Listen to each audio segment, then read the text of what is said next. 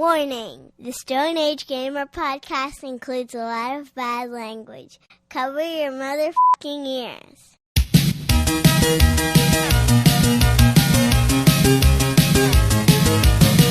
Good evening and welcome to the Stone Age Gamer podcast. I am Kris Randazzo and joining me tonight is the fastest rodent in the West, Dan Ryan.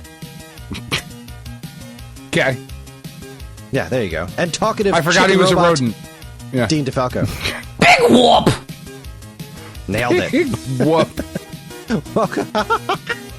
Welcome back to the SAG Cartoon Express. This month's topic was a classic episode of The Adventures of Sonic the Hedgehog. As this comedy classic stood the test of time, prepare yourself for some classic cartoon hijinks because the Stone Age Gamer podcast starts now.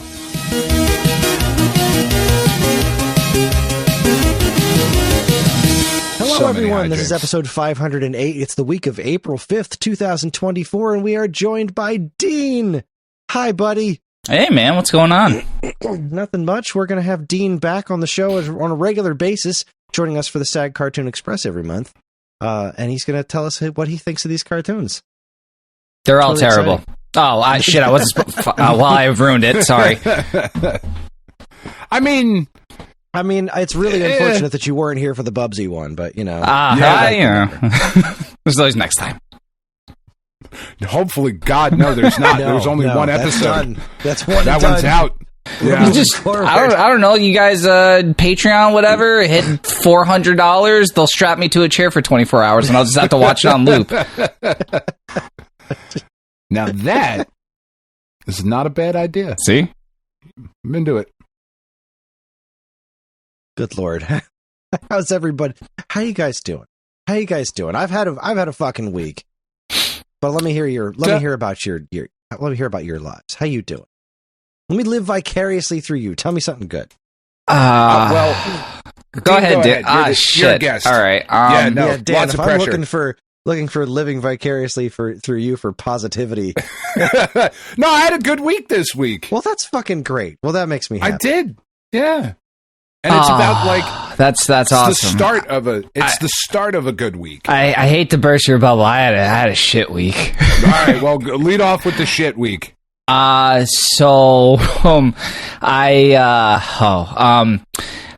found out that my fiance's engagement ring isn't what I supposedly bought. So that was awesome to find out. No, it's a fake. Yeah. So I'm not gonna get too far into it, but like, you probably shouldn't have bought it out of a cereal box. I'm just, yeah. No, you're right. That does serve me right. So, that's been a whole thing going on. So, as a quick aside to that, yeah, Tiff, when we were living in Florida. It is wild as shit. This girl Tiff was working at like a staffing company. Okay. Right. Where and she was like a front end receptionist for the staffing company. And a girl came in to can you find me a job? I just moved here, whatever. And, she filled out where she was from. And it turns out that in Orlando, Florida, Tiff hired a girl she went to school with in Midland, Texas, like back in the fucking late 80s, early 90s. This girl happened to move to Florida as well. So, short story long, this girl's working there. She moved out here with her boyfriend. He came out here for work. They got engaged. She comes in with this huge fucking rock, whatever, right? And like a couple days go by and Tiff is coming home and she's talking to me about it and she's like, I think it's fake though.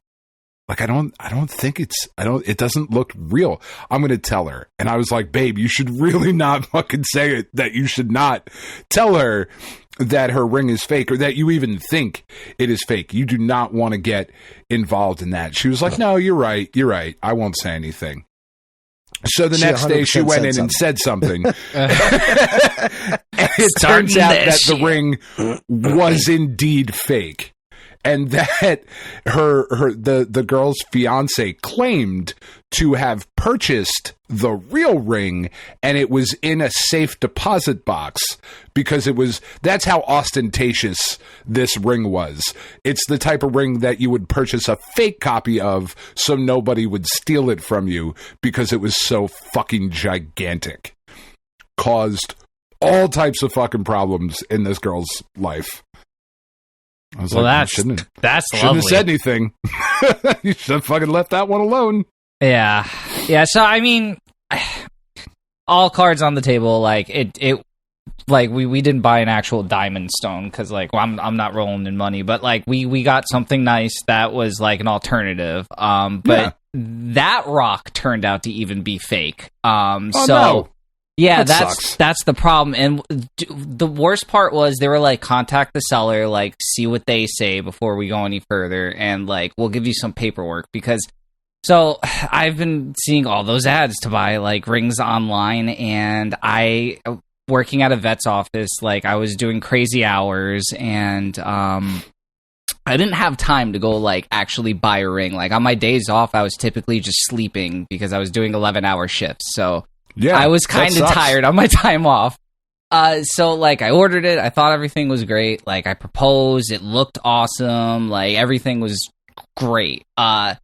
The band was sterling silver. So like I was like, if it breaks, it's not the end of the world. We'll just fucking get the band replaced.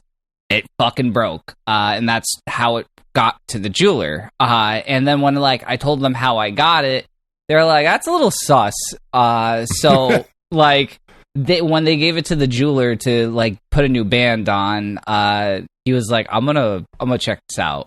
And he checked it out, and I came up not what it was supposed to be. And they called me and told me. And then when I told the seller, she was just like, they don't know what they're talking about. They've never dealt with that kind of stone before with this specific cut. They're obviously inexperienced. And like, I didn't even contact her back because I'm just going to go back to the place, which is local. And they've been there for like 40 fucking years. They know what they're doing. No, they don't. They've never. This is a brand new stone that this fucking girl has discovered. Yeah.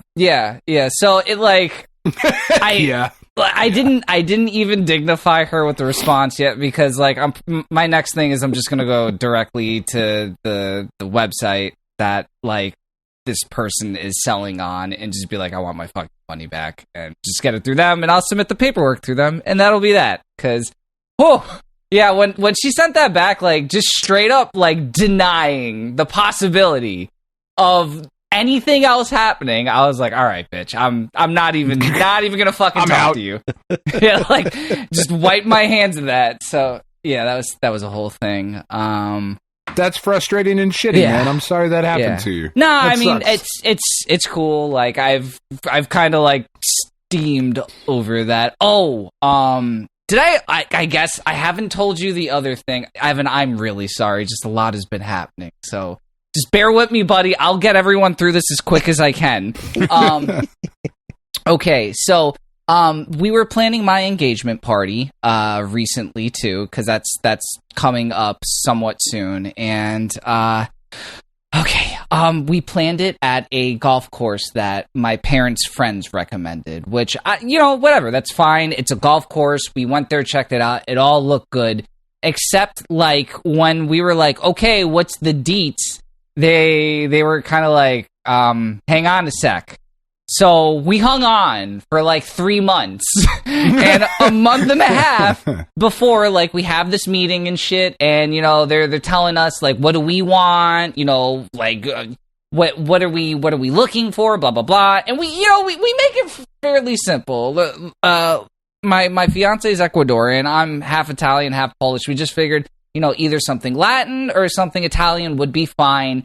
Keep the plates themed or, something close to that. And, open bar and, most things within reason. We felt pretty good about, that being a general idea to go over.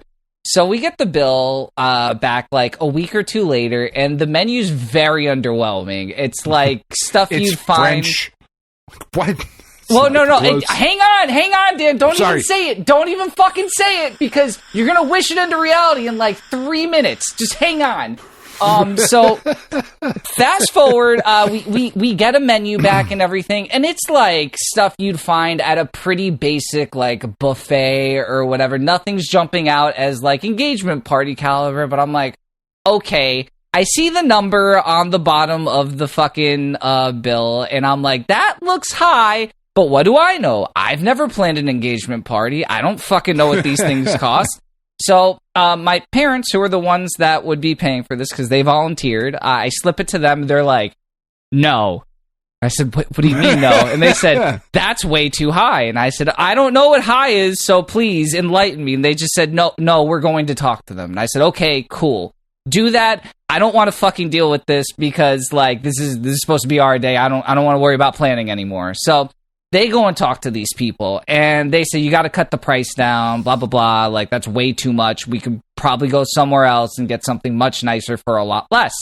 So my parents go back and forth with them, and these people are like, all right, here we go. This is what we got. And I look at it, and you know what they gave us? It was either our choice of a taco bar or a sandwich bar for an engagement party. That was it. There was no desserts, no nothing. Plastic plates, plastic cups, and this price I'll divulge. They wanted $2,500 for that. Yeesh. Yeah, and fuck that noise. I was like, "Are you out of your tacos? Are you out of your fucking mind?" Like, I mean, instead of lettuce, are there $100 bills? Like, right? What's going on here? Right? Like, bro. So but you don't get to keep them. You do have to indeed eat the $100 bills. You have to eat them. Right? No, they don't get to go home. Yeah, it's not takeout. No doggy bags. So, like, I look at this, I'm just like, this has to be a joke. And now you've met my parents. Both of you have met my parents. And I think you can imagine how well they took this and how their response was. Oh, I'm sure. Remember Marge? Yeah, so it went very well. Yeah, it did not go well in the slightest. And but the thing was, like, there's a very nice Italian restaurant that's right next to where I live, and we called them up, and they were more than willing to like work with us, even for the same date and time that we had planned at this other fucking place.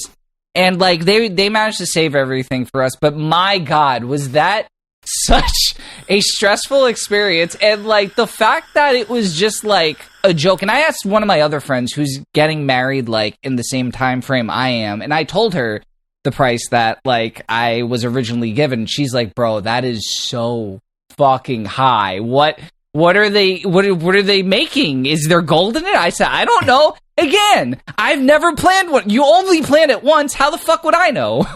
Well, I mean, theoretically, only once. Yeah, well, this is my first foray into it. Let's put it that way. I mean, hopefully, knock on wood, you don't fuck it up. But maybe. God damn it! All right, I'm knocking on something. I want to keep this one. So yeah, that's like the past couple weeks. So yeah, it's just been stressful. Thankfully, everything's like kind of working itself out. At least with the engagement, that's all worked out, and I'm hoping with the ring, we just get that all worked out and whatnot. But yeah, on to better times. Dan, what do you got? Well, before I talk about what I've done, just if I can let you in on a little secret of married life. Oh yeah, hit me, man. None of that matters. Like everything you just talked, it's all very, very frustrating in the moment, and it is a fucking pain in the ass, and all of that stuff. It doesn't matter. It doesn't matter. I do appreciate that. I feel that. If you are happy and she is happy together, right? Like, you'll have your frustrations and all of that. Like, literally none of that. I got married on Tybee Island. There were like 5 people there from our family. I got married by a gay priest. I wasn't wearing shoes. Like, because it doesn't matter. It just doesn't matter. It's not about anything else other than the two of you being like, yeah, I guess you'll do. like for the rest of my life. Like that's all that you're looking for. I'm gonna tell her that on the day of the marriage. Like, do you take her? And I'll be like, yeah, I guess. Yeah, she's good. Yeah, that's the best of all possible. That's the best advice. That's what my parents told me. Like, we had a bunch of people at the wedding that we didn't necessarily feel like inviting. They're like family members. Yeah. My parents were like, that's for us. We will pay for them. You don't even have to worry about them. You invite however many people you want, do your thing, do the wedding how you guys want to do it. And it was the best friggin' day ever. We had a mashed potato bar. It was amazing. And like, because we didn't focus on any of those family members that I didn't want to see. I didn't say a fucking word to them the entire day. We didn't do any of that nonsense. Oh, and the sweetheart table. That's where it's at. Because then it's just the two of you in the middle of the room. Everybody else can fuck off. So the one thing we do have nailed down is the venue, and oh my god! So we got it on the beach. It's the 24th floor of a high rise, and it's all glass all the way around with a skylight. So it's got an elevator at least, right? Yeah, all your of course, guests walk up. No, Dan. We're gonna make them walk up 20 fucking floors. It's a destination wedding. Yeah, we're gonna try and kill everyone by the time they get to the top. Pack a fucking overnight bag. Jesus. But the view's really, really fucking pretty. We're gonna get married on the beach, so that's awesome. That all like the venue we're really excited about and shit. We did shop it around. It was funny though because we had the area planned out that we were looking for, and like. It was 4 hotels, pretty much. They're all on the same street. Just we were checking out one room over the other. But honestly, it was funny because the first one we saw was the best one. Then after that, they all just got progressively worse. Aw. But I guess leading off with the best one wasn't too bad either. So yeah. No. Again, Dan, I'm going to pass this ball to you. Fucking catch it. Slam dunk it this time. So I've had a couple days off this week, and just kind of hanging out and getting some shit done around the house, like as much as I can with my shoulders still being fucked up. It's better, like it's steadily improving, but it's still not without its issues. But getting some shit done around the house, getting some dog stuff handled, like all of that was good. But what really kicked it off was yesterday morning. So my kids started spring break yesterday morning here in New Jersey. They get off for Good Friday, and then they have the following week off. And Penny has been super excited for Godzilla Cross Kong: The New Empire. Is that out? Yeah, came out yesterday. God damn it, I want to see it. That's where this story is going. She didn't know that either. Because they're real bad at like dates. Like they don't know what day it is. Like they know like if it's Monday or Friday, but like 15th, 30th, they have no fucking idea. It doesn't make a difference to them. So I got Penny up at like 9:30, and she's about to be 15, so like 9:30 really sucks for her on a day off. But I was like, Pen, I need you to get up. I need you to come to GameStop with me. She's like, why are we going to GameStop at 9:30 in the morning? It's like, I have to get a game for to review on the show. I want you to help me pick it out. She was like, okay, whatever, you fucking weird old man. It's fine. I'll get up. So, like, I get her up, and the movie theater in town is in a shopping center. Like, it's kind of pushed back. It's weird the way it's set up. It's not a standalone theater. It's kind of pushed back from all the other stores in this, like, shopping center. But there is a GameStop in that shopping center, like, literally 2 doors down. There's the movie theater and Applebee's, and then the GameStop. And I knew GameStop wasn't going to be open till like 11 or 12. They don't open early. So we went there. We start walking up to the GameStop, and it's got the fucking like the security gate is down. And she's like, "Oh, Dad, I think they're closed." And I was like, "Man, that sucks." Let's go up and take a look at what time they open. So we walk up, and they don't open until 11. And I was like, well, shit, it's 10 o'clock now, and they don't open for 11. I mean, we could, like, I don't know, we could go over to Walmart, I guess, and, like, look around for an hour. Maybe they would have game there. I was like, or there's a 10:15 showing of Godzilla Cross Kong we could go to. And she, like, big eyes, big mouth, exactly the reaction you would want. And she, what? And I was like, I mean, yeah, like, if you want to go see Godzilla Cross Kong, like, we can, it's out. I was like, well, yeah, it came out today. Like, this is opening day. We're going to see the movie on opening day? The first show? Oh my God, I love you so much. Like, she was just complete, like, 100% the reaction that you would want out of, like, I'm going to take my kid and hopefully surprise them with a thing.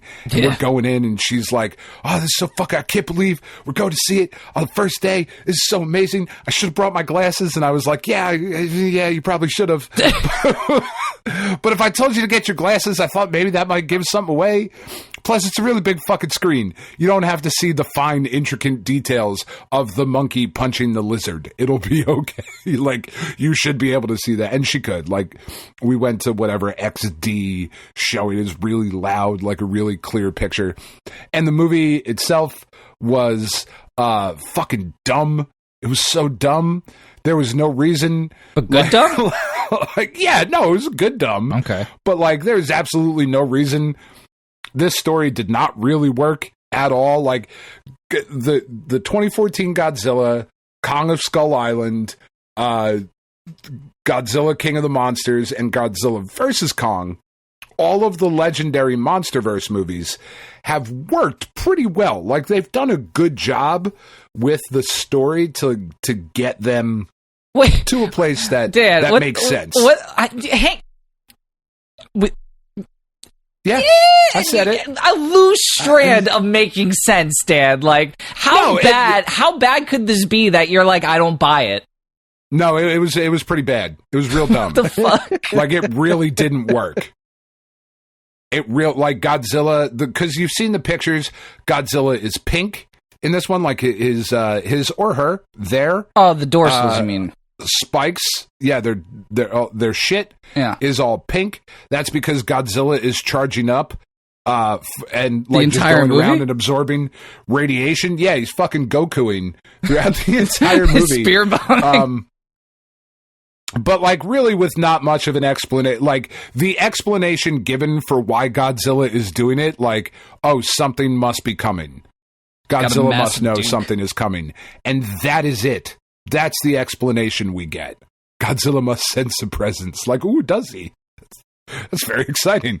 Like, it doesn't work. It doesn't, but there's eventually a point where Godzilla and Kong are fighting out in the desert. This is after Kong has gotten a robot hand, like a robot, like, fucking arm brace thing. Right, yeah, it's in the trailers. I've seen that. Yeah, that looks like a construction crane. That doesn't really work as a reason either, but it's there and it's fucking cool.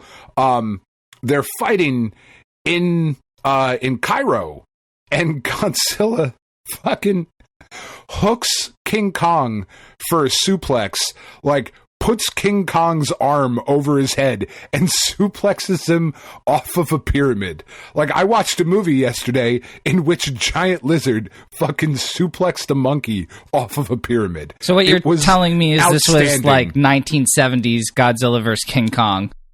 Yeah, like, it was just goofy and nonsense, and there were lots of slow-mo, like, Scar King is riding on a fucking another monster and, like, jump as fuck. Like, what is happening? We're jumping the shark. Oh my God, it was so bad. It was great. It was fucking awesome. I loved every second of it. And Penn the whole time was just like, oh my God, this is so fucking cool. Like, Godzilla, like, takes a nap. To see it. Yeah, you really do. This one in particular, like, you don't need to have seen the other stuff. It just doesn't matter. Like, I mean, Godzilla takes a nap. A week or two ago was Godzilla versus Kong. So, like, he's as caught up as he needs to be. That's a great movie. Yeah, no, he is. That movie's fucking great. Yeah. I love that movie. I think my favorite out of them is Skull Island, though. Skull Island is the only one that I would argue is a legitimately good movie. Yeah. Like, that's just a good movie that happens to be about King Kong. Correct. No, there's a couple scenes where Godzilla's taking a nap in the Roman Colosseum. Hey, cutie. Like, he's just all curled up like a fucking dog. That's amazing. It was great.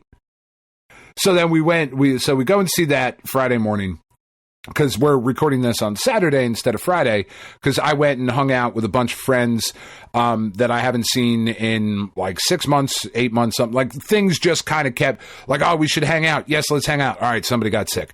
All right, well, we're going to do this. Oh, this thing came up. My buddy Rob is in a band. Like, oh, we got called to play a show. Oh, well, how about this night? Oh, we're doing fucking D&D like a bunch of fucking nerds. This night, because they still play D&D. That's, as I've stated many times on this show, that is the only thing I will judge you for. You can be into whatever you want, but D&D makes you a nerd. I'm sorry, it's a fact. It is what it is.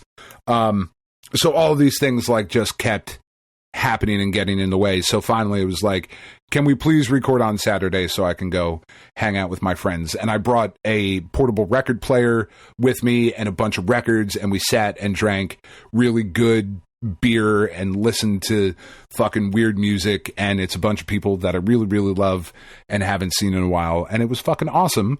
And now we're recording the podcast on Saturday.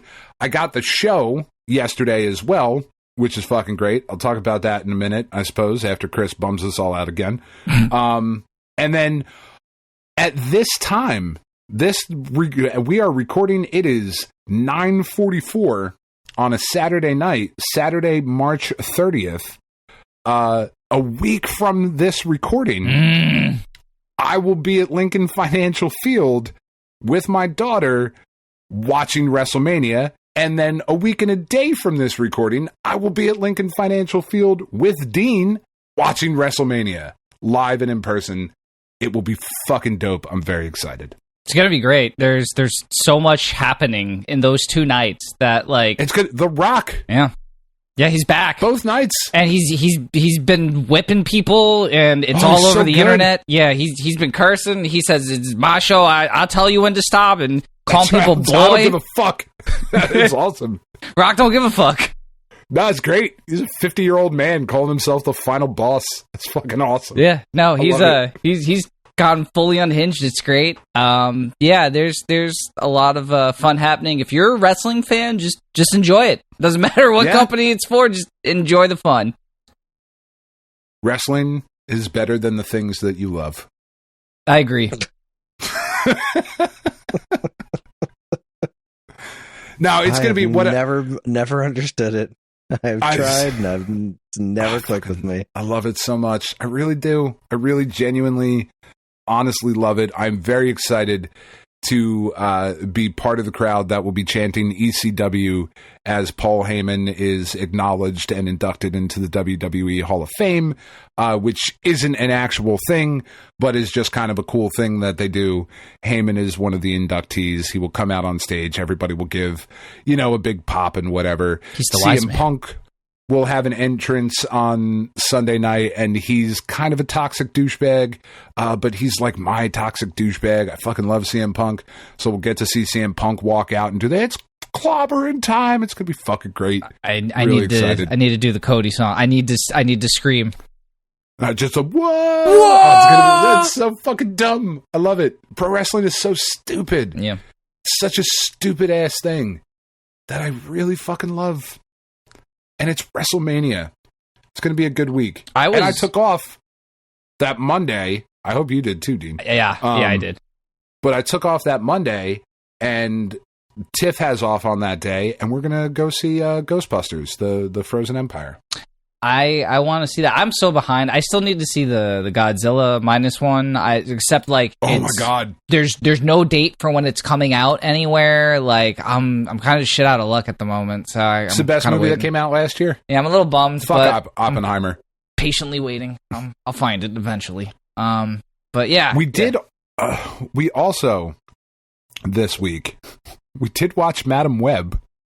Yeah, how was that stinker? Oh my god, it was so bad. I've heard. So fucking bad. Like,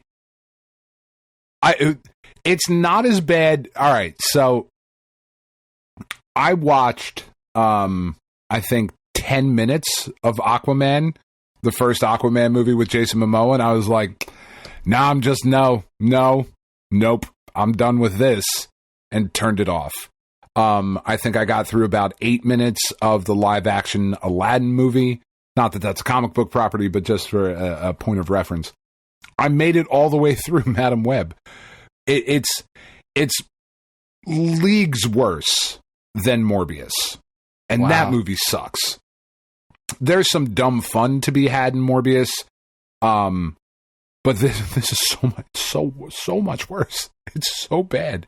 Dakota Johnson is, I would imagine, a very lovely person, but she is just not a good actress. It's the moving and the talking where it all falls down. And she is responsible for a lot of moving and talking in this movie. And who boy, I heard moving's a big part of movies.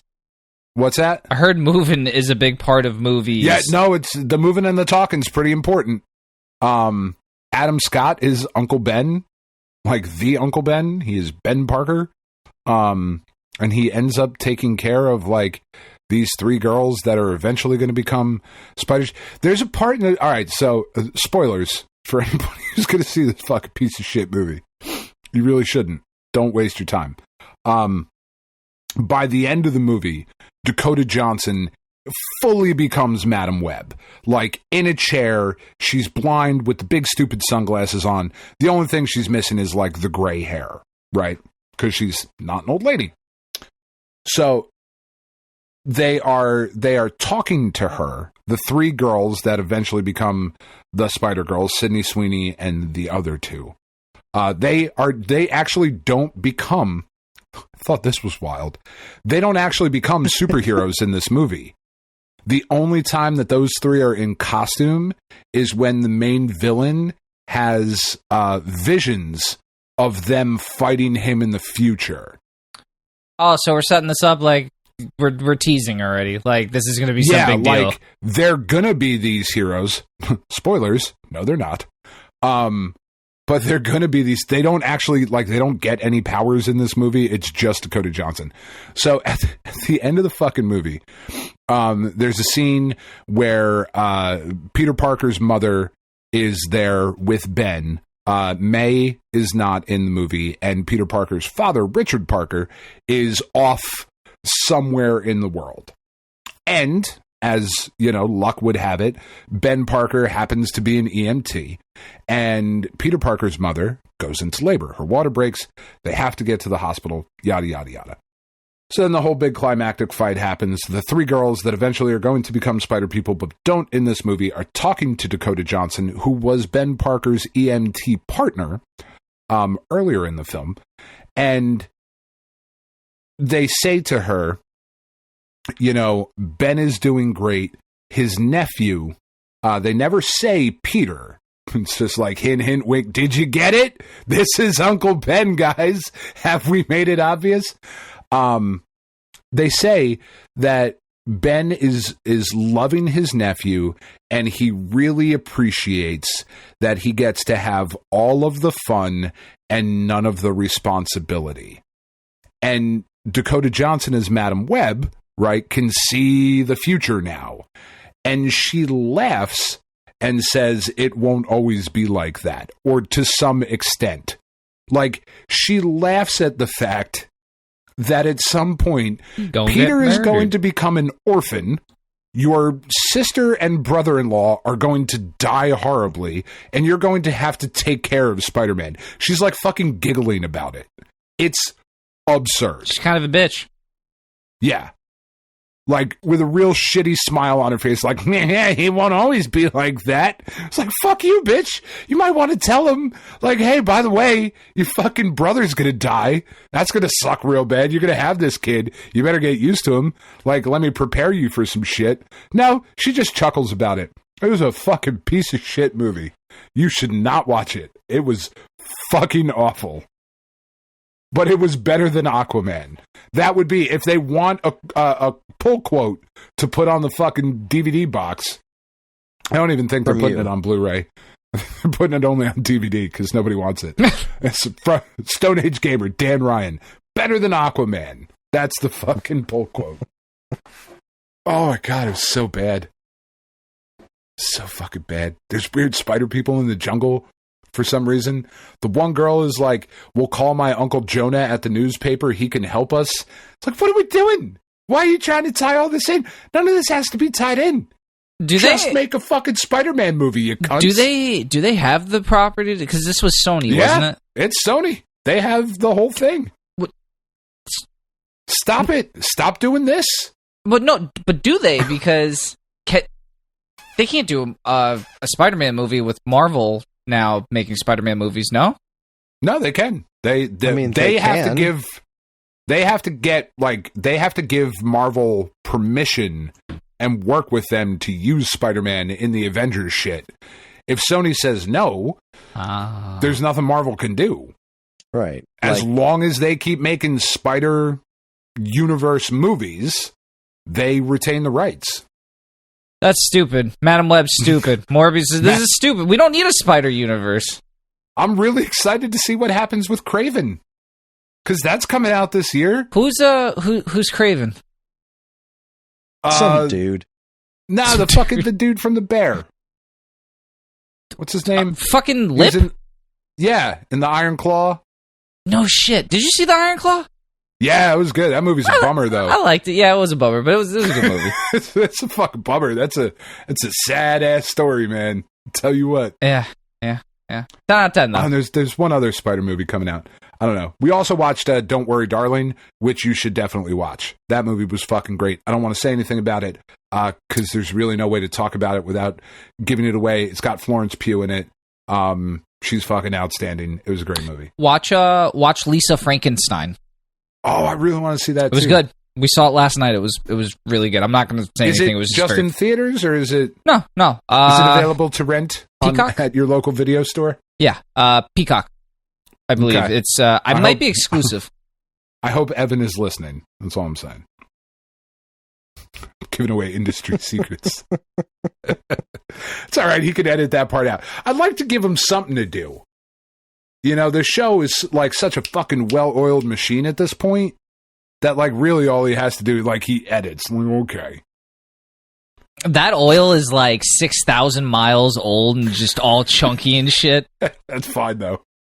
It's fine. You didn't hear it last week. Oh, there was some editing last week, Dean. You missed it. What did you do?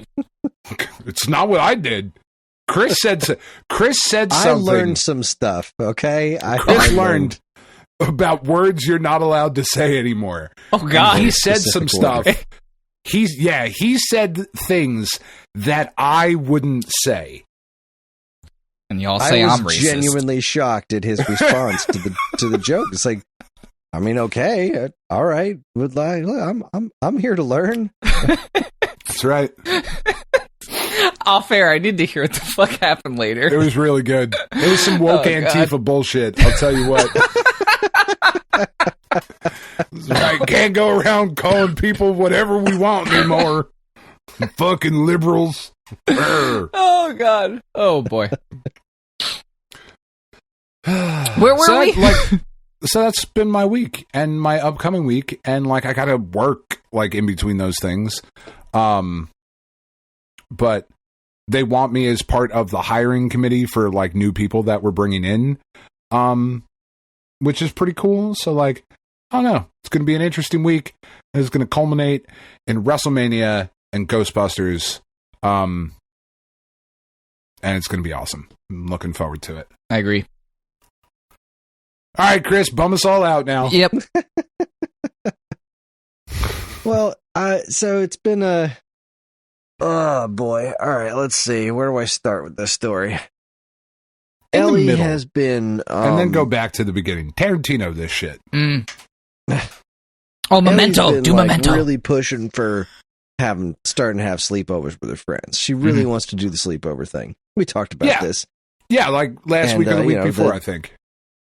Yeah, the whole thing was like, we can start having conversations about you doing sleepovers once you get out of pull-ups. Yeah. So she had been, on quite the hot streak there. And we're like, all right, well, you have a solid week of dry nights. And then I guess we have no choice but to start having the conversations and figure this shit out.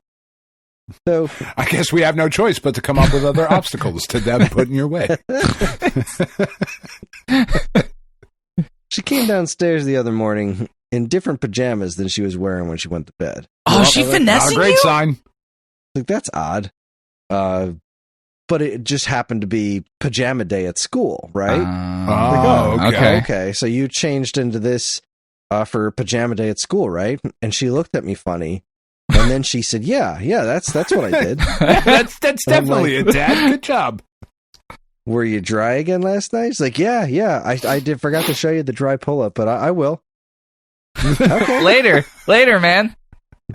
So this is all smelling kind of funny to me. So after we have breakfast, I go upstairs, and like usually she leaves the dry pull up in the middle of the floor in her room, but I didn't see it there. So I went over to her hamper thinking like, all right, well maybe she just threw it in there with her pajamas. Yeah. I find the pajamas and there's no pull up there, but there is the distinct odor of day old piss. Yeah. And I'm like, hey Ellie, this doesn't smell good. What's going on? And she's like, I don't know. I was dry last night. The dog must have done it. I've made this joke before that I don't know what she's doing with these things, but one of these days I'm going to just go into her closet and find a mountain of pull-ups. So I open up her closet and there's this box. Lo and behold, and it's a box full of soiled pull-ups. Oh, so it's not what you want. She had intentionally lied to my face every day for a solid week. It was 7 days. It was the last day. This the seventh day, and she got caught. And this was the first time I ever had to really good and properly discipline her. Like, for sure. we've had to do things before, but this was the first time she was in trouble. And like, she seemed to think that everything was okay because I didn't yell. She didn't understand the concept of like. She doesn't get that that's so much worse. This is so much worse. We're beyond yelling now. I am furious. So, we had lots of conversations and we wound up grounding her, which is great because, as you mentioned, it's spring fuck mothering break. Yeah. So, when she should be having lots of fun with her friends, because you know who it's not spring break for? Me. You. As the case happens, I have to work. So her being able to play with her friends and go to her friend's house, that's the fucking plan. That's the godsend right there. Yeah. But we had to put the kibosh on that and be like, well, you were taking away screens and we're taking away you're grounded. You can't see any of your friends for a little while. And she's been pretty upset about it. She's been behaving. I think we're going to let her off the hook on... so this went down on Thursday. I think we're going to let her off the hook for Wednesday, maybe. All right. So she'll still have Wednesday, Thursday, Friday, Saturday, Sunday. A week is fair. No, that's nice. Yeah, that's nice of you. You're good job. Yeah, like I was how thinking, many, how many days... How many days of pull-ups were in there? That's how many days you're grounded. Oh, yeah. All right. Right. There were one per day. It was 7 days. There were only 4 pull-ups.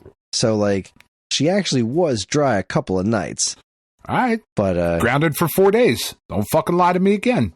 That's where we're at. And it's been a good time. Wow, that's almost as good as surprising your child with a movie they're really excited to go see. It's almost the same thing. Just the this same. Is a box full of urine. Oh, God. Yep. That fucking sucked. Parenting rules. It's my new grunge album name. Box full of And it's just been a difficult time figuring all that out. Like, Kara's pretty upset by it because she's been lying to us, and it's Yeah, that sucks. With a smile on her face, happy to take the praise. Like I'm proud of you. Good job.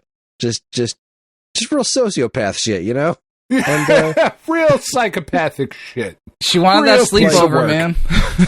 She needed it. The only remorse came from getting caught. It wasn't from doing it. It was from getting caught. Like, sure. And the plan was to just. She didn't think she was going to get away with it forever. The plan was to get away with it long enough to have the sleepover, and then if she gets punished afterwards or she gets in trouble afterwards, well, she already got what she wants. So whatever. Such is life. She's going to be a real treasure the older she gets.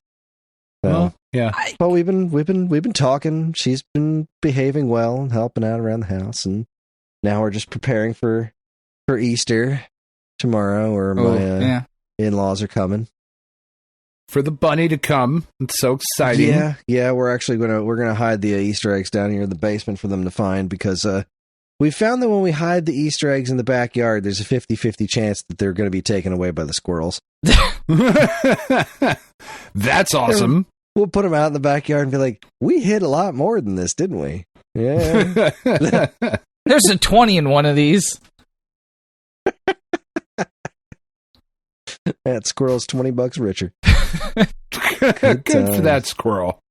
But the other problem with her being grounded is that, when we took away screens and also spending time with her friends, is that I was actually planning on utilizing that time this week for the Princess Peach review, because I need her to play that game and get her impressions on it, and also I have things lined up with. I was lining up things with her friends.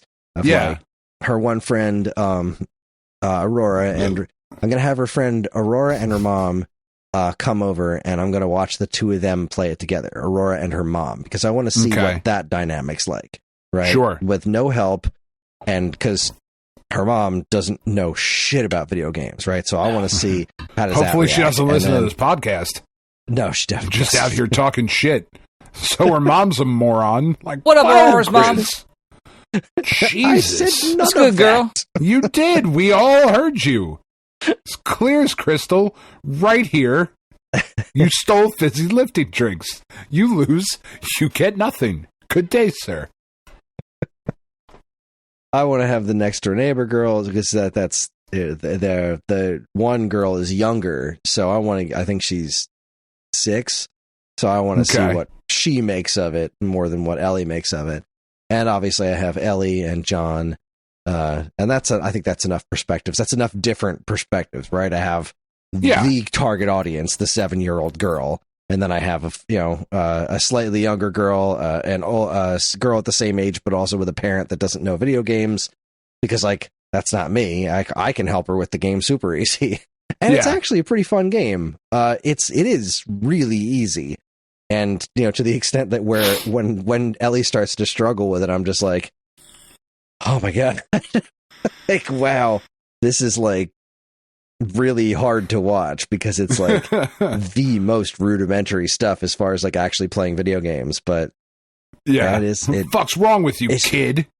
She's making it through it. She just doesn't have the talent for it, but she's able to make it through it with this game, because it is forgiving enough in all of the right ways, but even with it being that easy, it's still fun enough to play. It's still the actual actions and the things you do in the game are rewarding. So it's got that going for it. It strikes a really interesting balance that I have never seen before, because you think about the games that people think of as kids games, like Kirby, and it's well, you still have to be able to play video games to play Kirby games. Sure. Ellie tried playing Kirby and she got 5 minutes into it and wanted to cry, because she just doesn't have the dexterity with controllers to move characters on the screen and do that kind of thing. But with Princess Peach, they seem to have cracked the nut of making a game that is really for kids, but actually fun for kids that don't know how to play video games. It's a really impressive thing so far. Even John's loving the hell out of it. So that's really cool. Yeah. But anyways, I guess we should probably start talking about video games, huh? Yeah, I suppose so. I have a bunch of no, I guess not really a bunch, but I have a couple to talk about. But what have you guys been up to? Anything fun and exciting? What you got, Dean? Oh, yeah, man. I've been up to a couple things. I guess I'll start with the shorter one. I've been playing a lot of Deep Rock Galactic Survivor. It's a mouthful, isn't it? That sounds sexy. Yeah, it's Vampire Survivors, but with dwarves and guns and beer. It's awesome. Sure. Yeah. So honestly, it's the same concept. It's an arena shooter. You're on the map for a certain amount of time. You have to kill these enemies. The difference being, like, they add in a mining concept to it. So while you're on this map, there are enemies that spawn, and like events make it so that they come in waves, and that power-ups come down at certain times that you can go for. And there's a nice balance in between, like, the mining mechanic of it and the actual, like, Vampire Survivors mechanic of it. That blends together really well in, like, a fairly quick time limit. So, like, a sample level is, I don't know, maybe 15, 20 minutes. And you're going down, like, different floors. For all the levels I've played so far are, like, biomes, because they're each, like, their own little world that you're going into to mine in. There's 5 levels that you're at, and you just go down progressively, and as long as you don't die and make it onto your little drop ship at the end of each level, you keep progressing. At the end of the final level, there's, like, a big boss that you fight, which he's, like, a little strong, but I assume they're gonna add more bosses to it, because this guy's pretty basic. He just has a lot of HP, and he's a little strong, but nothing crazy. And yeah, like, I think it's really fun. They've already added, like, a new environment to it. They've added achievements to it a couple times already. So they've been putting in a lot of work. If you guys aren't aware, this is a fairly popular property. Deep Rock Galactic is its own, like, kind of, not Minecraft, but Minecraft-esque, like, world. But it's themed with, like, these space dwarves that go to planets and mine them for resources so they can keep powering their crazy forges and stuff. It's pretty neat. I would recommend, if you guys liked Vampire Survivors, check it out. It's really cool. I think it was like maybe $7, $8. Nothing super expensive. A little bit more than Vampire Survivors, but it's a nicer looking game. It's got really, really nice graphics and everything. I think most people who like that sort of game would really enjoy this. It's very well done, and they're going to put a lot of work into it. Like I said, in a very short amount of time, they've already added a good amount of content too. Is this PC only, or for right now? Is it everywhere? It's okay. PC only for right now, but they said they have plans of releasing it everywhere. It's in early access, so that's why it just only exists on Steam right now. But I'm sure in a couple months you could find it everywhere. The other game, however, that I've been playing is probably what a good chunk of people have been playing. That's Helldivers 2. I want it so bad. Yeah, it's great. It's great. I feel like I was the first person to play it, and everyone kind of naysayed me at the beginning, because even when I came on here last time, I mentioned it. And I think, Dan, you were like, I don't know, man. I don't know. And I was like, dude, it's Starship Troopers. How can you not love Starship Troopers? I know. And, it's great. It really did pan out well. There's lots of memes and, like, little inside jokes now with the community, which is really cool. It's fun. It's you drop down on a planet with 3 of your friends. You shoot either bugs or robots for an indefinite amount of time. Do some side quest and shit, and then you fucking extract. And it's great. It's space Vietnam. It's crazy and chaotic. No, dude, I'm serious. Like, I can't even describe some of the shit that has happened. Like, for instance, at the game's, like, most basic that you can do is, like, a simple defend mission where, like, these enemies are coming at you and you have to defend a outpost for a certain amount of time or a certain amount of kills. Yeah. At the beginning, when the game first released... Pretty standard multiplayer shooter shit. Yeah, like a horde-based thing almost. Yeah. So, when the game first released, there were two races. There were the robots and there were the bugs. The bugs are referred to terminids. The bots are referred to as automatons. And everyone did the bugs app first, and they're like, this is great. And that's what I did, because that's where, like, the main objective was. But apparently there was a large group of people that played, I guess, Helldivers 1 that were like, you know, don't go check out the bots unless, like, you know what you're doing. And I took no heed to that. I was like, I'm fucking killing these bugs left and right. Yeah, like, I'm level 5. I know what I'm fucking doing. So, like, me, 3 of my friends are like, we're gonna go get these fucking bots. We're gonna fuck them up. So we do this defend mission. And, like, within the first, I'd say 40 seconds, there's, like, dropships coming down, there's a tank, there's a fucking giant robot monster with a flamethrower chasing us, we're all screaming, throwing grenades everywhere, we're blowing each other up, there's a fucking mortar that we put down that's hitting us, because there's friendly fire, so everyone's dying, we're trying to reinforce ourselves, but no one can stand still long enough to put in the input on the fucking D-pad to throw the thing. We ended up wiping in, like, I think it was 5 minutes. It was insane, but it just had such a hook in us that it was like, we need to try this again. And, like, yeah, once you get the hang of it, it's really a lot of fun. The gameplay loop is super simple. Like I said, it's just kill the bad guys, collect the shit on the map, do a couple things like, turn on artillery. So some of the stuff can be pretty crazy. Like, you get to launch a nuke and then watch it explode on the planet, which is fucking insane, watching this giant mushroom cloud just explode. The simple things like blowing up like a radio I guess that's not simple. I don't know what I'm saying anymore. This game makes everything seem like it's super exciting. Like, you just go play it. Honest to God, just go fucking play it. I know it's not co-op. If you want someone to play with, I will make the time. I will sit down with you whenever you are available, and I will play with you. That's how fucking good it is. That I want to make the time so you will experience it. Well, and that was part of the thing, right? Like, I appreciate that, and, like, I know I could definitely, like, jump into random missions, or, like, I could definitely find people to play with. But my kid wanted to play it. Like, oh, man. They wanted to, they were like, this will be a fun family game. Like, we'll all get, because that's the family I have. Like, we'll all get together and do you guys have, like, a gaming PC or anything? What's that? Do you guys, like, is there a gaming PC or anything in the house? I have one. I don't know how well it could run. Oh, because I was one of the listeners generously gifted me a PC, and it's great for what I use it for. Yeah. But what I use it for is like WrestleQuest. No, and I got Snap you. Not Helldivers. Sort of thing. Yeah, because I was going to say the nice thing that they did is it's cross compatible, so you can play with your PC friends. And actually, a lot of my friends play on the PC. I have a PS5, so it works seamlessly. It's incredible.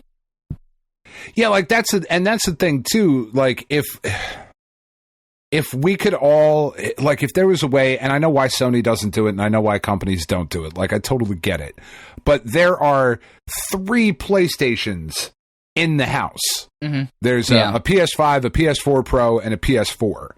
Like, if we could all just download it and be on the account, and, like, we could all just kind of jump online together, that would be super fun and convenient instead of having to spend $120 on the game, you know, to buy it 3 fucking times. But doesn't Xbox have, like, a family share plan now, too? Man, maybe. I don't know. I think they do, because one of my friends was talking about that, because Steam started doing that, where you can share on multiple computers in the same house, so you can do what you're talking about. Like, it makes sense. Yeah, you know, it really does. Because, you know, like, we're in different situations than we were 30 years ago. You know, your parents weren't playing video games with you, but kids who grew up now want to play with their kids and experience these things with them. And this is a perfect example. Like, you know, if, granted, a PS4 isn't as powerful as a PS5, but can you just par down the graphics a little bit so something like this could happen? Yeah. Or could you just make it fucking couch co-op? Yeah. Yeah. Like, are you telling me that the PlayStation 5 is not powerful enough to do that? I find that hard to believe, but I don't fucking know. You know, I don't know shit about shit.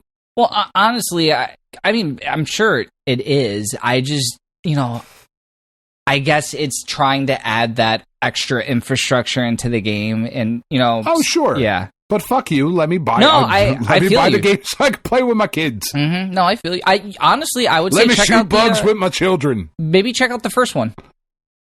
Is that one co-op? It might be Like couch co-op. You know what? Right. I got an extra computer in front of me. Let me look. Helldivers. I'm fucking rich. I got lots of computers just floating around. I'm Professor X. I have a floaty chair. That's right. I'm Madam Web. I got a wheelchair for some fucking reason. All Helldivers co-op information. The first one is 4 players local co-op. All right. Now, granted, a different game. It's top down, but I have heard it's very good. It's top down, and my kids are shitty, and that's not fair.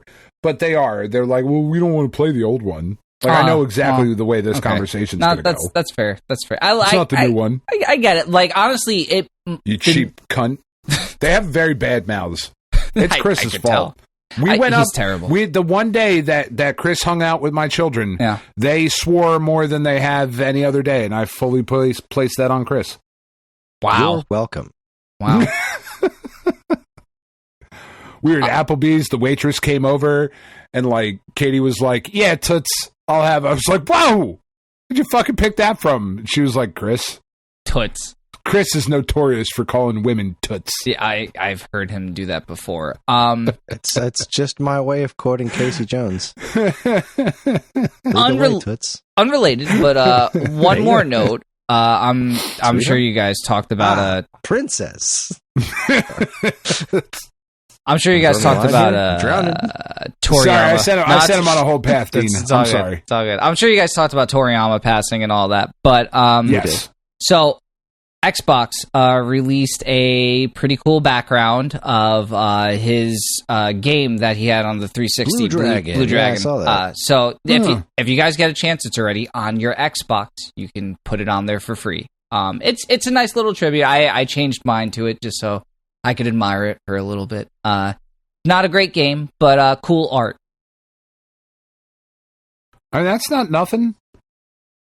It would be nice if it was, a Dragon Ball background, but I get it. They don't have a property for that. They have Blue Dragon, so that's what they put up. We got this Blue Dragon shit. We got Dragon Ball Z at home. Dragon Ball Z at home. So yeah, that's pretty much it. I mean, honest to God, those two games, I put 56 hours into Deep Rock Galactic Survivor in the past couple weeks because it's that good of a game. I really do enjoy it. And then any other time I have, when I'm just hanging out with friends, we're playing Helldivers. So yeah, I recommend both. They're oddly enough both space games about killing bugs. So yeah, I guess I'm on a little bit of a anti-bug kick right now. I apologize for my etymologists out there listening. We have long held the stance on this show, and I know things are a little bit different since you've left, Dean. But Kris and I have long held the stance. Fuck etymologists. That's, all right. Kris says it all the time. It's basically who's weird? It really is. You know who's weird? People who like bugs. Bunch of fucking weirdos. And I'm like, whoa, Kris, you probably shouldn't say that. And he's like, no, I don't even care. It's fucking embarrassing. Let them come with their buggy hands and try to fight me. Which is weird for Kris to say. He's not a fighter. Barb. Barb. Oh, man. Anyways. What about you, Dan? What have you been playing? Well, I bought the show, so that's what I've been playing. Going? It's fucking great. It's really great. There's still and we've talked about it. It's time, guys. The fucking update the graphics. Graphics. Well, I was gonna say, what's that PS5 life like? Or am I looking at real people hitting the ball now? No, or what's happening? No, it not even still close? looks like a PS4 game. It looks It looks like the show looks, which is not the important part about the show. But it'd be nice. But it's not an unimportant part. It's not an unimportant part. It doesn't look like it does on the Switch. Like, it doesn't look... I mean, it fucking well, runs. obviously. Yeah, it runs. Because I don't know if you know this, there's like a bunch of websites that haven't reviewed the game yet because it won't fucking work. Yeah. Well, and it's an MLB decision. Like, that's kind of the thing. Like, there's a lot of chatter online about, like, come on, fucking San Diego studios, it's time to drop support for the old consoles, blah, blah. Like, they're not in charge of that. Like, MLB has told them that if they do not make the show available to other platforms, they will not sign, or they'll pull their licensing. Yeah, they'll just go elsewhere. Yeah, like, well, you'll see MVP Baseball back and 2K, and I don't even know if that would be a bad thing. I wouldn't hate that. That could be fun. Yeah, like, competition is good, but it's time to, like, bump it up a little bit, guys. You know, because that part's kind of embarrassing. Well, we got fucking good hardware now. Let's see it. I want to see what this fancy shit can do. I want to see them fucking sweating like they are in real life currently, because the New Jersey... I don't know if you've watched any baseball of the new season. The Yankees, by the way, are 3-0. They have beaten the Astros 3 games in a row to start the season. This is a very successful, very sexy season so far. I'm very, very happy about it, because fuck the Astros. I bet Eddie Kingston's very hard. happy. I fucking hate that team almost as much as I hate the Red Sox. Almost. Which is like crazy. Anyway, fuck the Astros. But if you haven't watched any professional baseball currently, the disaster that is Fanatics taking over fucking literally everything. They're a disgusting shit dick company, and I fucking hate that they own just everything related to sports. They are in charge of the new uniforms, like designed by Nike, produced by Fanatics. And the player, I've never seen professional baseball jerseys where the players look sweaty. Like, I know that they are sweating, obviously, but the jersey has always stayed the same color, right? Like, think about all the baseball you've ever seen. And I know the two of you don't watch a ton of baseball. Are we seeing that underboob? You've never fucking seen it happen. Yesterday, Carlos Rodon is starting for the Yankees, and by the time he comes out of the game, it looks like he jumped into a fucking pool.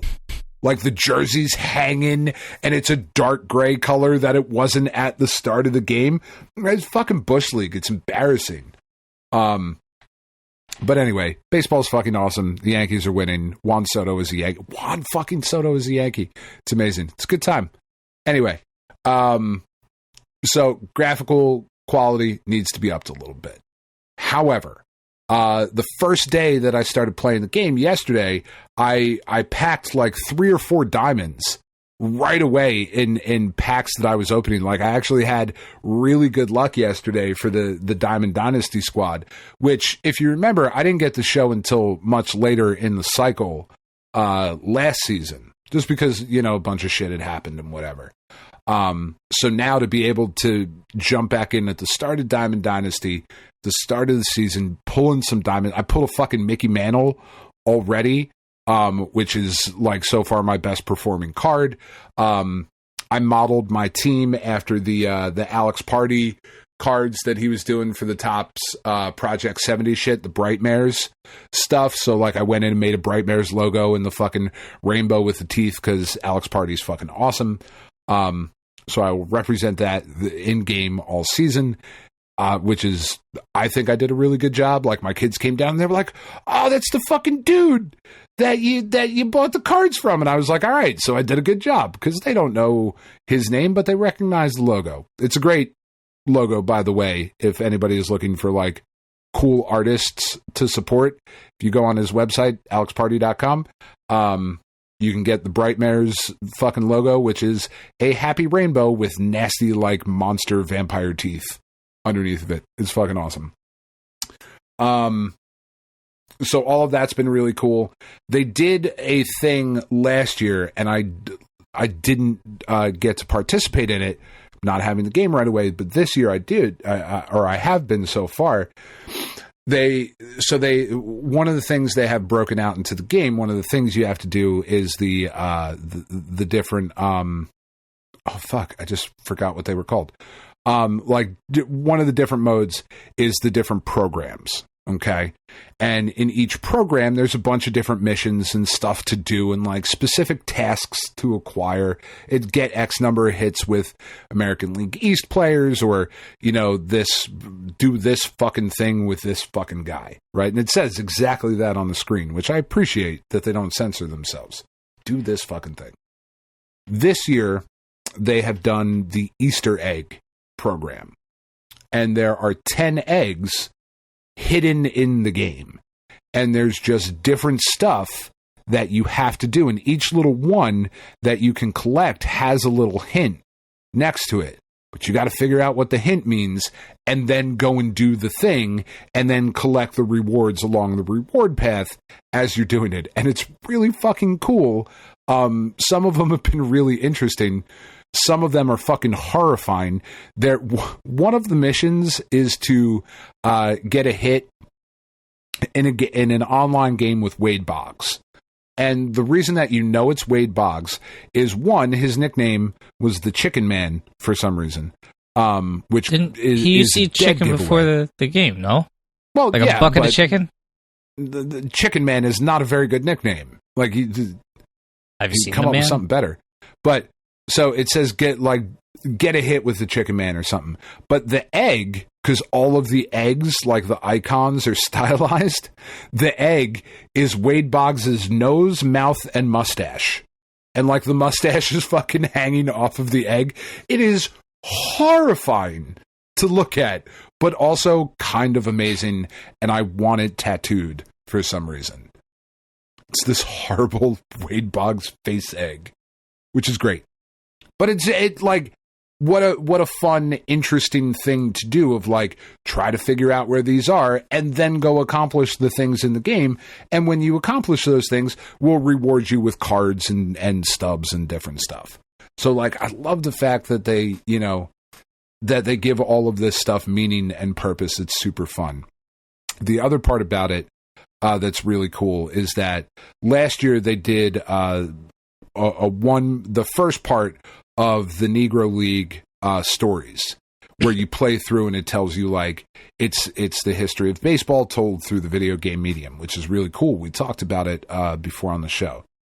This year they're doing the second part of the Negro Leagues, but also doing a Derek Jeter storyline, which I started today with Tiff, because she does not like, she loves watching me play video games. She does not love watching me play the show, because it is not a fun game to watch. However, the Derek Jeter storyline mode is incredibly engaging. If you're a fucking Yankees fan, like, they made this mode they were like, oh, Dan didn't get the game until like June last year. What the fuck, guys? We got to get him hooked right from the beginning. I know, a Derek Jeter storyline mode. And it worked. It's awesome. Like, you start, the very first thing, like when you click on it, it goes back and it starts showing you clips of Derek Jeter early in his career.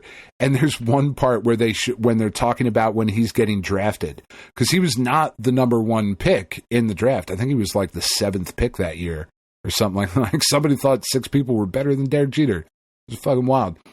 But they showed, like, as the video clip is playing, when they drafted Derek Jeter in 1992, they show the computer in the fucking draft room, and it's a fucking black and green, like, DOS computer. Like, they've got all this shit pulled up on it.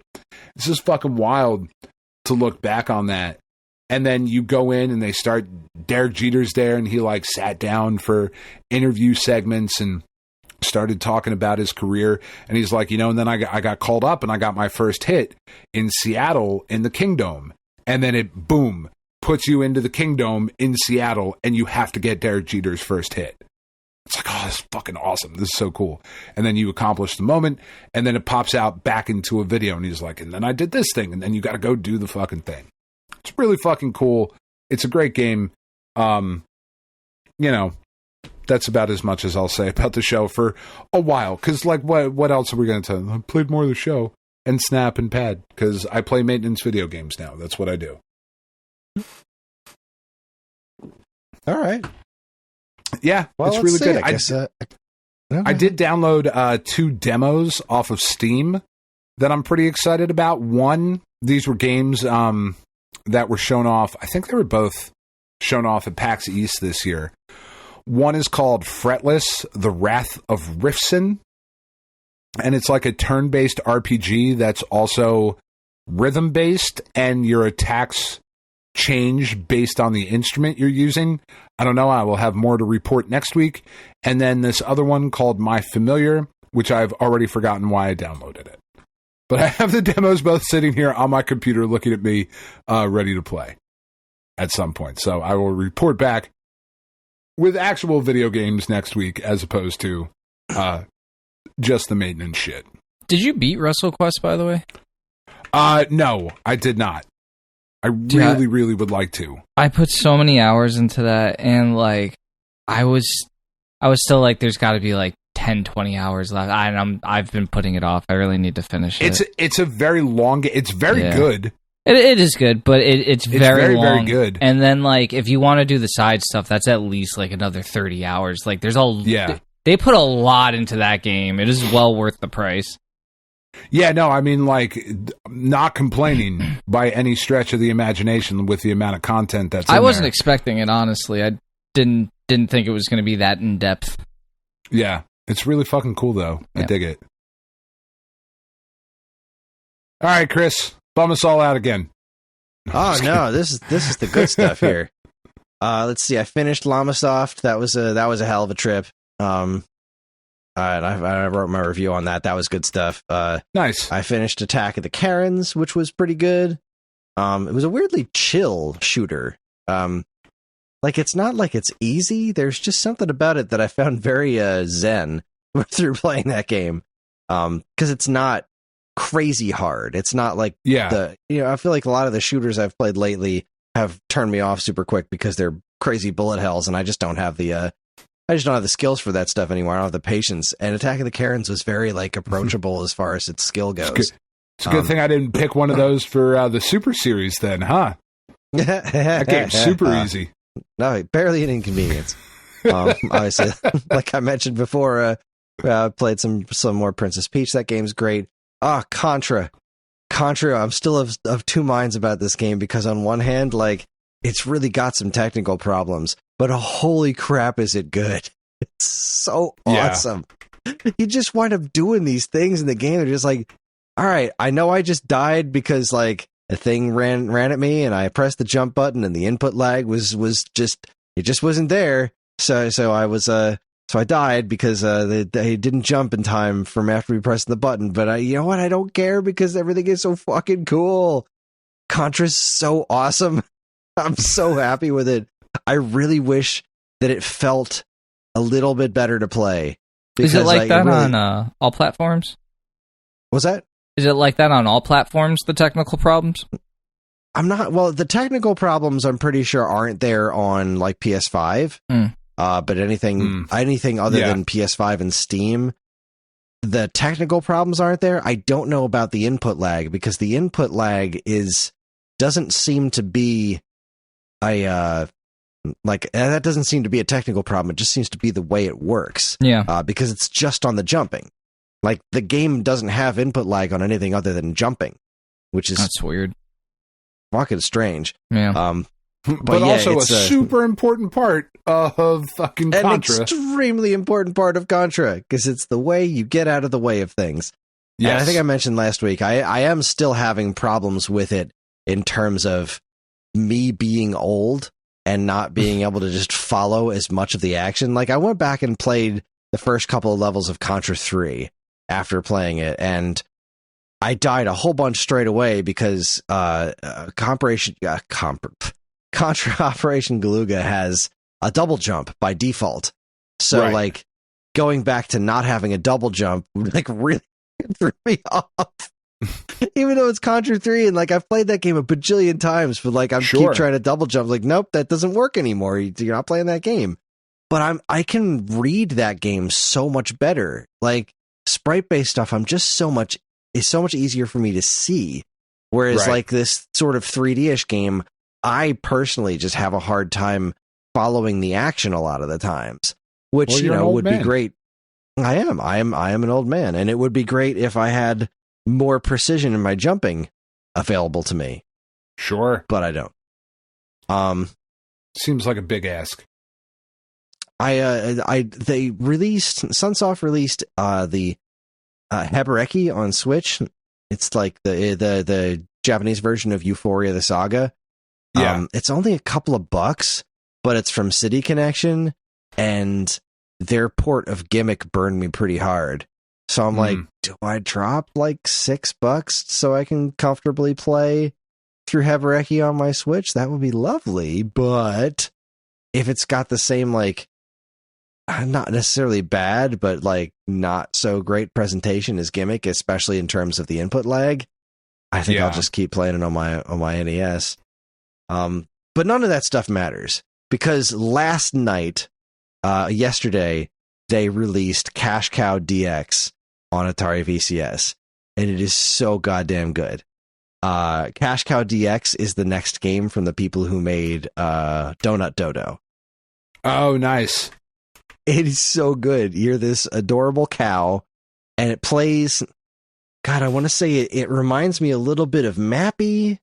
It's Oh, this is on Steam too. yeah, it's on VCS and Steam, and it's coming to Switch.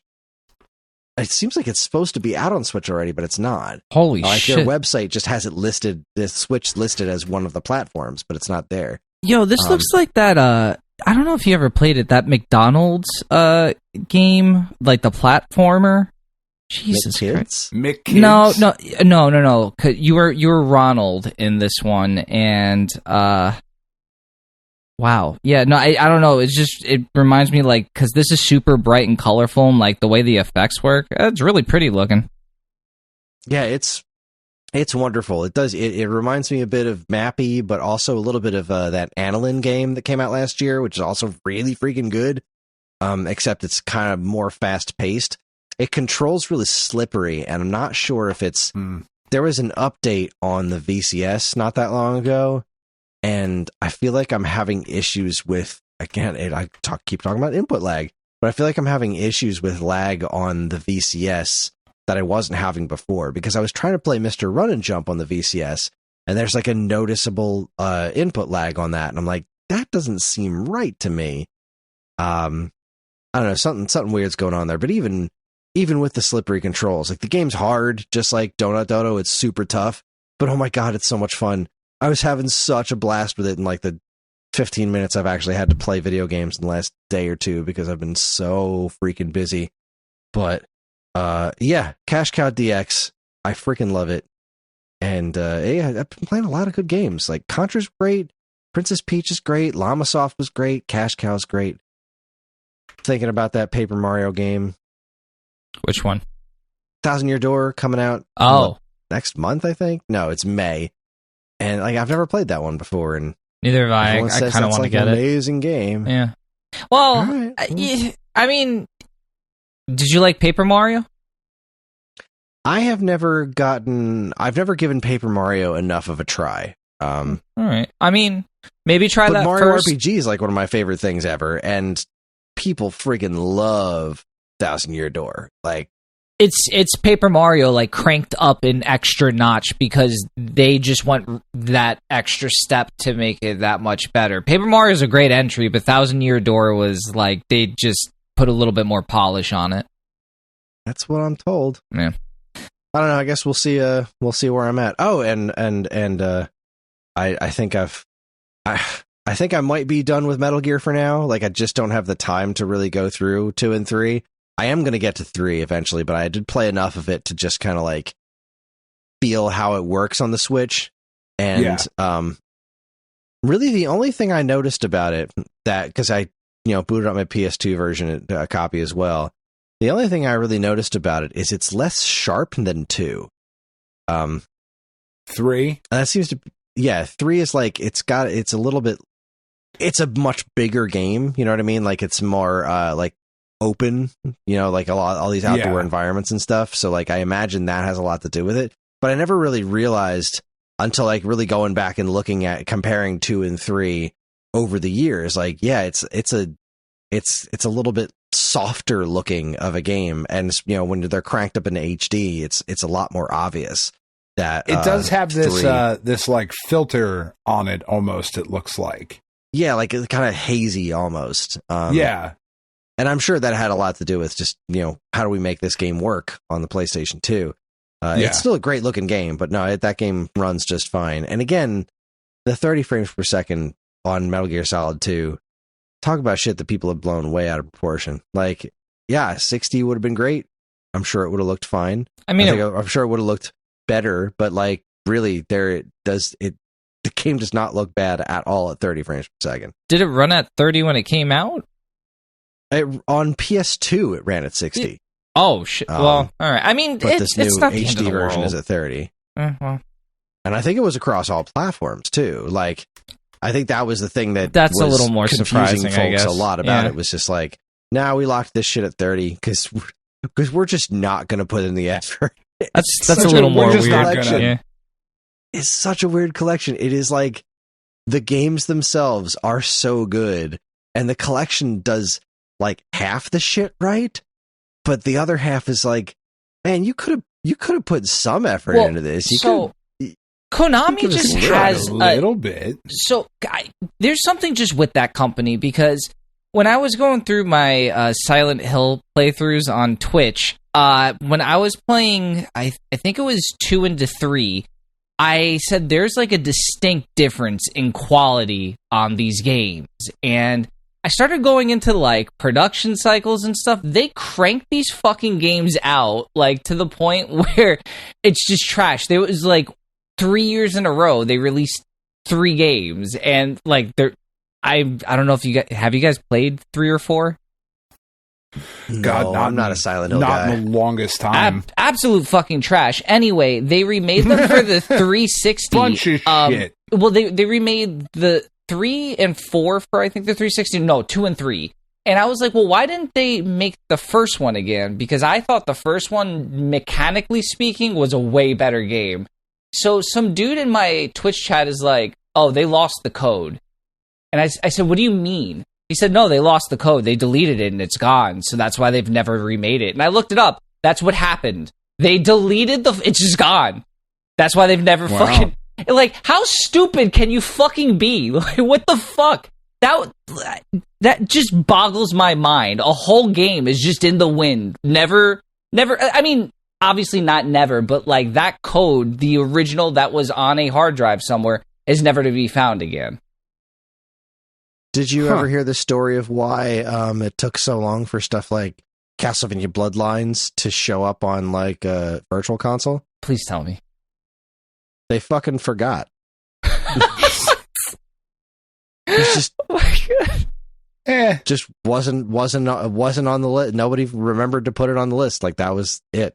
Dude, it's just a company full of idiots working there. Like, they have the potential to do great things, but yet it's just they have the gold and it turns to shit every time.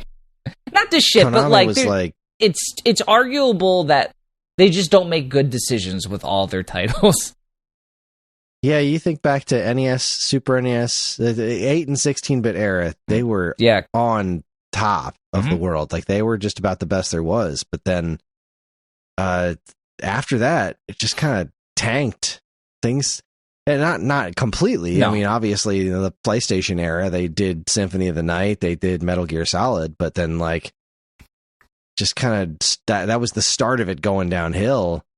Because it was like those. What else did Konami do on those? Oh, Silent Hill. All right, never mind. I'll give them that generation too. It was after the PS1 generation.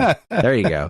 I would. Yeah. What else have these guys done? No, because you're right. That's when quality started dwindling. You know, you really had it was Metal Gear at that point. That was their big one, and then after that, Metal Gear became big one. Well, yeah, I mean, Metal Gear, Silent Hill, Symphony of the Night, those are like defining PlayStation games. On PlayStation but then 1. over on the N64, you had stuff like NHL Blades of Steel, which was fine, and the N64 Castlevania games, which were, again, they're not as bad as everyone says, but they're still not great. They're pretty fucking bad, though. Oh, I don't know that I would go that far. I would just People say they're not really great. bad. I made it through the first Kris. game. They're really not that bad. They're not Symphony of the Night, but for a 3D you can't compare Castlevania game on N64, they're pretty okay. I think fine. I think it's an unfair comparison because like one's a very finely tuned 2D like masterpiece, and the other one's a foray into a completely new genre for the system on a very weird system. If you compare fucking Lament of Innocence to the 64 Castlevanias, like, you know, I mean, the Nintendo 64 is just that's a whole generation later. Yeah. Yeah. Don't it's not just fucking don't shrug it off. They had 64 bits to work with when the PlayStation was only pumping out 32. I don't want to hear it. Dude, that's they had double the bits, boys. Double the bits. It's still difficult to emulate that system on like even current gen stuff. Like that's why a lot of stuff isn't on like the Switch or whatever, because it takes a lot of time to make it fucking work. And I mean, if you're gonna do the shmemulation on your own, it's like right. Thank you for using the official Stone Age Gamer term. Of course, we do not encourage shmemulation. No, not at all. But if you're going to, also check out a bunch of new products on our shop that will help you shmemulate. But you need a lot of horsepower to get it to run on something other than just hardware, which is crazy because it's such an old system, and there's so many other systems around that time that run with a lot less horsepower. Yeah. But it's weird. Going back to what you were saying, Chris, sorry. No, that's pretty much it. It seemed like a pretty good segue to get into what's new with Stone Age Gamer this week. Yeah, all right. And really, it's not much. It was a light week for us. There was a couple of new pads from Hori, wired controllers, one for Peach, one for Mario. We got something called the Tandem Dual Controller Charging Dock for Xbox One from Hyperkin. Sounds hot. It's pretty nifty looking. It's got this wacky geometric, like, Virtua Fighter looking base with all these angles on it. It's kind of spiffy looking. That's kind of neat.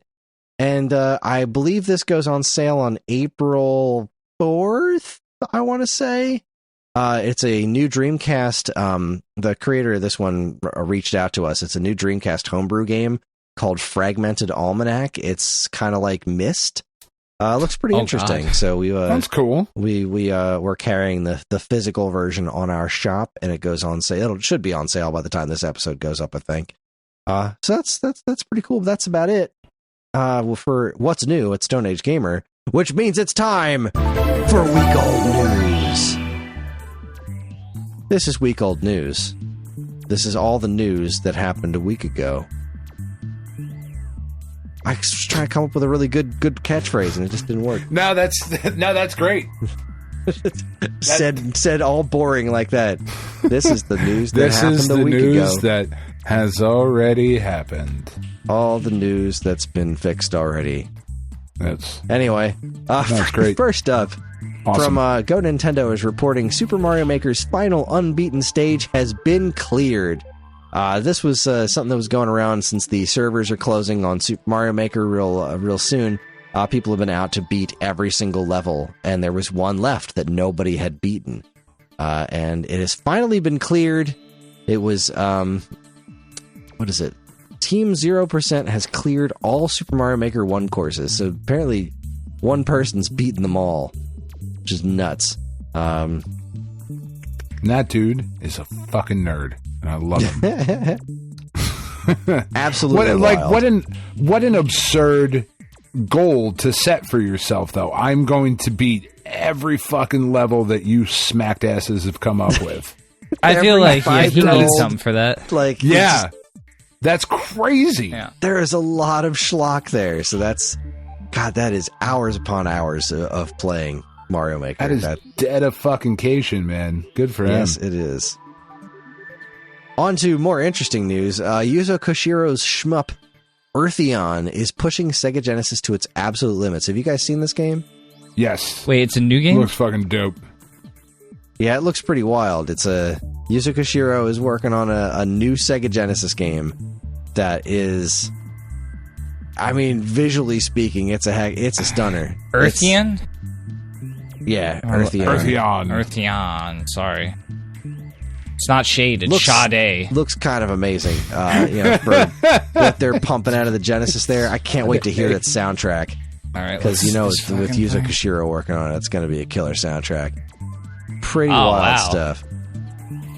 Yeah, I really do love the fact that like there is still active development from like relatively well-known people for these old ass fucking systems. It's pretty wild. This That's game great. looks like it's going to be too hard for me, but I think I would love to give it a try. Yeah. When's it come out? Let's see. The Koshiro has reconfirmed that the game is expected to launch on modern consoles and says the release date will be the end of 2024 at the earliest. Okay. All So right. it's still a ways off. So That story 2025 comes from a time extension, by the way. Shuffling right along, because we've got a lot to talk about. It's getting late. From Retro RGB, homebrew GameCube Ethernet adapters are a thing.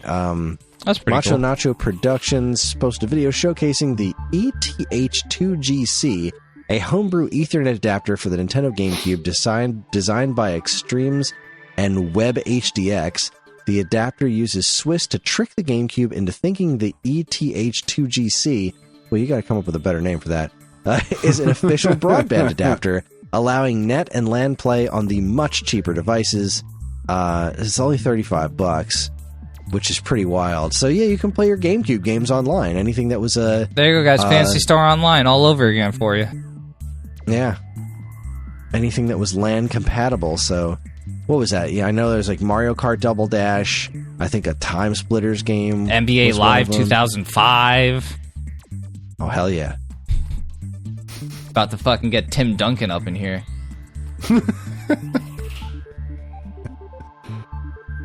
Wish I could remember what else there was. But anyway, that's a neat thing. Again, thank you gaming community for coming up with this wild stuff. Oh boy, here we go. Push Square reports Capcom responds to Dragon's Dogma 2 microtransaction and performance backlash. I have only been kind of paying attention to this story, but apparently Dragon's Dogma 2 is just rife with the grossest microtransactions imaginable. It's not. I don't have the game, but like one of my friends went through everything exhaustively, and he had his what do you call it? His like Discord screen share thing up. So I saw it all. You can get it all with in-game money, but if you don't have the time and don't want to do that, you can buy it, which I think is completely reasonable. Yeah. I guess that really depends on how deep the grind is. It's not that much. Like I saw the more basic things like skin changes and appearance stuff. It wasn't that egregious, so I don't think it's out of the realm of possibility. So yeah, I think people just need something to be upset about all of a sudden. Yeah, I don't know all about of a sudden, have you not been on the internet before, Dean? Well, I mean, they're picking Dragon's Dogma now is what I mean. But the technical stuff I don't know about, but as far as the microtransactions go, it's grossly overstated. Okay, well that's good to hear, I guess. I have kind of an issue with a $70 game asking for more money out of microtransactions on things like costumes. I think it's fucking gross, honestly, but yeah, I guess that just is where AAA games are right now. As long as that stuff is just cosmetic. I think if it's a matter of convenience and you can still get it in game normally, I don't have a problem with it. If it was like, yes, like you're speaking, you know, it's just the only way to get it, you know, otherwise you're shit out of luck, then that's pretty fucked. But Yeah, I mean, I don't think it's too crazy. Should this stuff probably just be free in game? Yeah, I don't think we need all these extra tools with like, if you don't have time, you could just buy it. How about you just don't charge for it at all? That's super simple. I mean, but that you are asking companies. I'm not saying I agree with it. Like, I think I know I'm a fucking communist for bringing it up. I'm a terrible fucking person. No, I think I've been pretty clear on my fuck corporation stance on this podcast, specifically in the last couple of months. But you can't put the fucking toothpaste back in the tube. Consumers decided that they were okay with this. Yeah, no, that's true. Like, if the first game that came out was like, hey, so we're going to sell you part of a game, then we're going to charge you a bunch of shit on top of that to fucking get the rest. If everybody had been like, suck all of our dicks, and then when you're done, suck all of the other dicks you can find, it never would have happened again. But as consumers, because like that, I talk about it all the fucking time. We don't recognize or actionize. I don't fucking know the right word. Sure, actionize. We don't take our power into consideration. Like, as consumers, that shit would fucking stop in a heartbeat. But Grand Theft Auto has made a gajillion dollars on all of the fucking microtransactions, and every fucking mobile game with every big titty anime girl. B-Tag still trademark Stone Age Gamer. The game's coming out soon. Tag, you're it. What? You got to listen to the show, Dean. But like every big titty anime girl skin, that's all the game is. Like, and if you put a dude in the game, like, you get slammed with fucking negative reviews because I don't want to see a fucking dude's chest. I'm trying to jerk off to fucking anime titties, which is awesome. Jerk off to anime titties all day. That's fucking great. Like, live the dream. Don't fucking hurt anybody while you're doing it. But like, you know, it's we as consumers have decided that this is the model we're cool with. And until consumers stop fucking giving them money, they will continue to do it. I think the way it's presented surprised people because it like if you just look on Steam, it's a very long and exhaustive list of like extra shit. So I don't know. I don't know if there's a better way to present that. I just, again, maybe just don't do it. But who the fuck am I? Like, I don't make these things. That's probably why I don't make video games. It's probably why we're not fucking rich. That's true. That's true. One of the many reasons. No, that's the only one, actually. Everything else we're fucking nailing. That's the one thing we've gotten wrong. We should start microtransactioning the podcast. Can we do that? Oh, absolutely. To hear the next story, insert $5. We'll just sit here and not talk for a while. That's right. The only way to get us to talk is to pay us. That's right. This podcast is now live, and we better see those fucking subscription Are we going on numbers TikTok, guys? Holy shit. We're going to become NPCs? Yeah, it's going to be awesome. Double glizzy fucking whatever fest they say on there? I don't fucking know. I think you're more in touch with this than we are. Dude, oh, man. Like, yeah. I know. I know the glizzies. Yeah. I did not expect that to be on this show.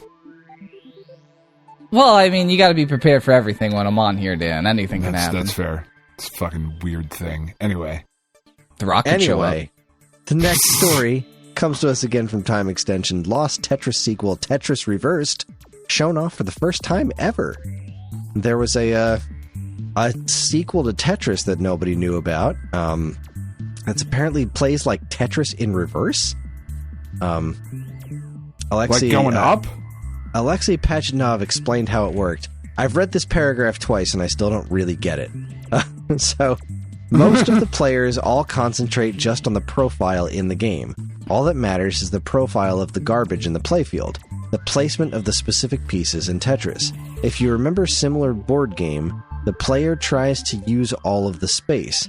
I thought maybe this could be done to attempt to use all of the playfield.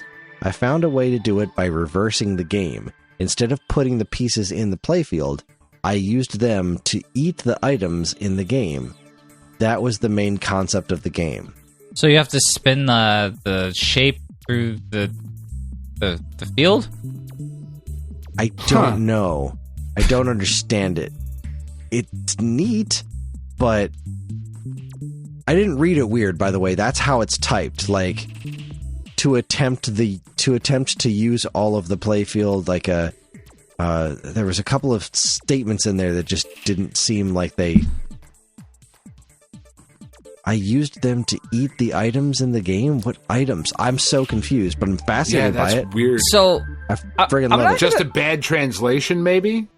He's Russian. Alexei Pajitnov is pretty Russian. I imagine he just doesn't speak super perfect English, yeah. Yeah. Well, so... Since there's a gameplay video somewhere, because the other quote says, when you see the gameplay video and when you look at the design elements, this is Tetris for like 300 IQ people. I had almost completely forgotten about its existence. Basically, it's another version of Tetris, said Pajitnov. I'm sure there is going to be enormous interest as there is a new prototype that people don't know anything about. Huh. Yeah. Wild. This was showed off at GDC, apparently. Hang on. It's pretty cool. Wait, no, this is... So, I'm not going to say that he's a one-hit wonder, but have you ever checked out his other game, Hatris? Hatris was cute.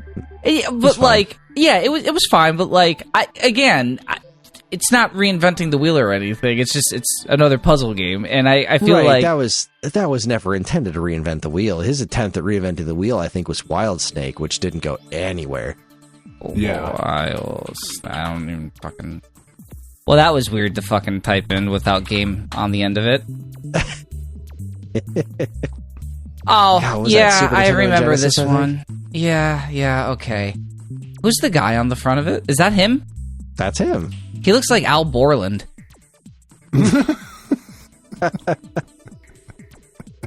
No, dude, from a glance, that just looks like Al Borland's stamp of approval on Wild Snake. He really likes this game. I don't know. So, Tim. Yeah, I don't like it just seems like he tried to do the same thing but like replaced it with more items. Cool shit, but you know, more puzzle stuff. Did he ever try to do anything not puzzly? I don't think so. I don't think game design was really his calling in life. I think he made Tetris and he's like, well, that was cool. Yay! People like this? I did a thing. Well, I mean, that's still cool. I'm gonna have to play Wild Snake. I don't think I've actually touched this at length. You haven't touched the length of the Wild Snake? No, I haven't. I mean, I've touched my Wild Snake. You're gonna have to tame that. I'm gonna definitely. There are some weird pictures. What is this? Angry Wild Anaconda Simulator Game 2023. What? All right, I'm sorry. Keep going. I don't want to take away from this. It's a free download, though. We should get it. Comes to us from Nintendo Life. GameStop hit by layoffs as analyst predicts unsustainable sales decline. That's a shock. Surprising. Yeah. I mean, obviously, I don't love where physical media is right now. It makes me sad because, well, physical media is things that you own, and we're all, like Dan said, people are voting with their wallets. If things become okay, then you can't makes me sad too, buddy. In the tube, but I was part of the problem for a long time. I admit, I've seen the error of my ways. Seeing GameStop hurt, though, that gives me no small amount of satisfaction. Yeah. Considering what that company did to me, but yeah. So naturally, they laid off a bunch of folks because that's just the way things are, and they're losing money. Yeah. I mean, have you been in a GameStop recently? They're really stupid. They're just man. I remember T-shirts, pop figures, little tchotchkes and whatnot. There's some games in there too, but the whole center of the store is just like Here's a bunch of stuff. Bullshit. It's on clearance. Yeah. And we don't need Nobody it. wanted it in the first place. Yeah, it's always on clearance. And, like, at least at the GameStops by me. I can't speak to GameStops by you or whatever, but everyone fucking sucks that works there. No, Everyone sucks. I don't go in very often, but the last 2 times I've been, because really it's just like amiibo chasing at this point. Yeah. The last 2 times I've been at my local GameStop, there's been a different girl working behind the counter, and she's been perfectly pleasant. Both of them were perfectly pleasant. There is a GameStop that I go to when I go to the vape shop.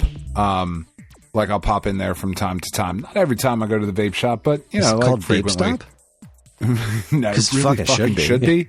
It really should be. Nope, it's not. But like I'll pop in there, and if I've been in there 30 times, and I always go like I usually run to the vape shop on the same day. Like I'll usually go like on a Saturday afternoon. So you would expect GameStop, you know, there would be people in there. Sometimes there is, sometimes there isn't. But the dude who works there is always on his phone. Always. Without fail. Every single time I've walked into that store. He has never said a word to me until I've walked up to the counter with whatever Marvel Legend I found on fucking clearance to buy there. You know, like, and then, hey, do you have a membership? No. Fuck off. Leave me alone.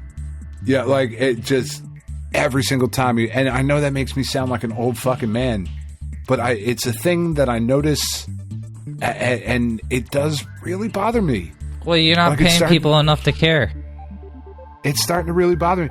I don't fucking care about that, though. Like, I really don't. And I know this is like a weird thing about me, because I'm very much of the opinion of, like, minimum wage is bullshit. It should be raised. And all of those things, I am 100% on your side. 100%. I will fight for you. Unions, everybody should fucking unionize, the whole thing. But also, it's your fucking job. Put your phone down. Oh, I mean, I'm not arguing for him. That guy is a trash person who's working at a trash place for a reason. They work hand in hand. He's Oscar the Grouch. That is his garbage can. But it's even the same. Like, I went to Wawa the other day, and like I was standing in line, and like I'm standing up at the counter, and the person's like starts ringing me up or whatever, and their phone buzzes, and they go, "Oh, hold on one second." Wait, you should. Okay, like, that's weird. What? Yeah, what the fuck is happening? I've never had that. Like, are you fucking serious? Okay. Especially at someplace like a Wawa that's very busy. That's weird. Yeah. It's fucking weird. I don't get it. I don't understand. Anyway, sorry. Tangent. GameStop sucks, and it's a terrible place, but also boo the death of physical media. Cleveland rocks. Speaking of things to say boo to, IGN reports Marvel Rivals announced a 6v6 superhero team-based free-to-play shooter set across the multiverse, which strikes me as, like, kind of really behind the times. I'd rather scrape my taint on a cheese grater than play this. Wow. Just I don't kind think of it looks that bad. No, dude, it's not that it looks bad per se. It's just like, how many have there been before this? They're chasing after a trend that's like kind of over the hill already. Yeah. No, you're absolutely right. Like, I mean, Fortnite would beg to argue that. Like, no, Fortnite's a completely different game. Fortnite has won. That's the thing. Yeah, like, but like, all the copycats have already gone up against it and failed. Now it's like, okay, well, but this Marvel's is just pretty fucking big. Regardless, there's already other established properties that have that team-based shooter space. Now, granted, I think something like Overwatch is kind of going away because of all the controversy they've had, and maybe there's like a slight opening, but you're not taking a huge chunk of the market. Like, there's nothing here to take. I don't know, man. I don't know. You think? I don't think it's going to be as massively successful as they hope it is, but I hope it's a really fun game. I find their opening roster choice suspect at best. Saw Amadeus Cho in there. Like, I understand you want to, like, be able to monetize in the future and, like, charge for unlockable characters and shit, but I don't know, it's really weird. Some of the emissions, like, Captain America's not in it.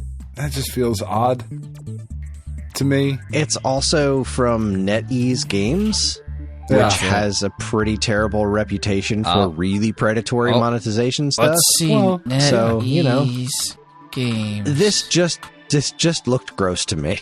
It just seemed very tone deaf and gross, and you know, it's just another one of those games that's vying for all of your money and time. It's not a game that, like, here's a product that you're going to buy and play and enjoy. It's like, no, this is a product that you need to dedicate your life and time to. All of it, all of the time. But you already have, like, 4 other games that are that, and there's only so many hours in the day, and only so many people willing to do that kind of a thing. Like, it is such an unsustainable thing that they're still chasing after.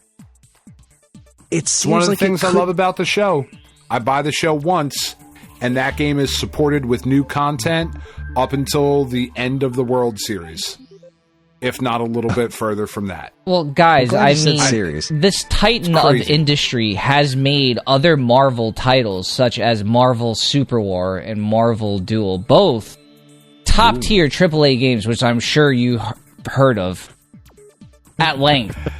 I've heard of them. No, they're fucking mobile games. I've never heard of either of these, and I guess Marvel's Avengers did great. Remember? Oh yeah, totally. Square's Marvel's Avengers is great. It's not a bad game. Naraka Blade Point. What is it? Okay, yeah. Marvel's Avengers is not a bad game. Well, that's they Once didn't they make made that it free to play and unlocked a bunch of this shit. It was like, oh, there was a good game in here. Yeah. Son of a bitch. I Should have done it this way. But again, people fucking voted and said live service was okay. That's just it. They kind of didn't. Some people said live services were good, and then like there were a couple of them like, okay, we'll try this out. And then everyone was like, cool, this is what video games need to be now. And then they all fucking died. All the live service shit just tanked and tanked and tanked. But that's a good thing.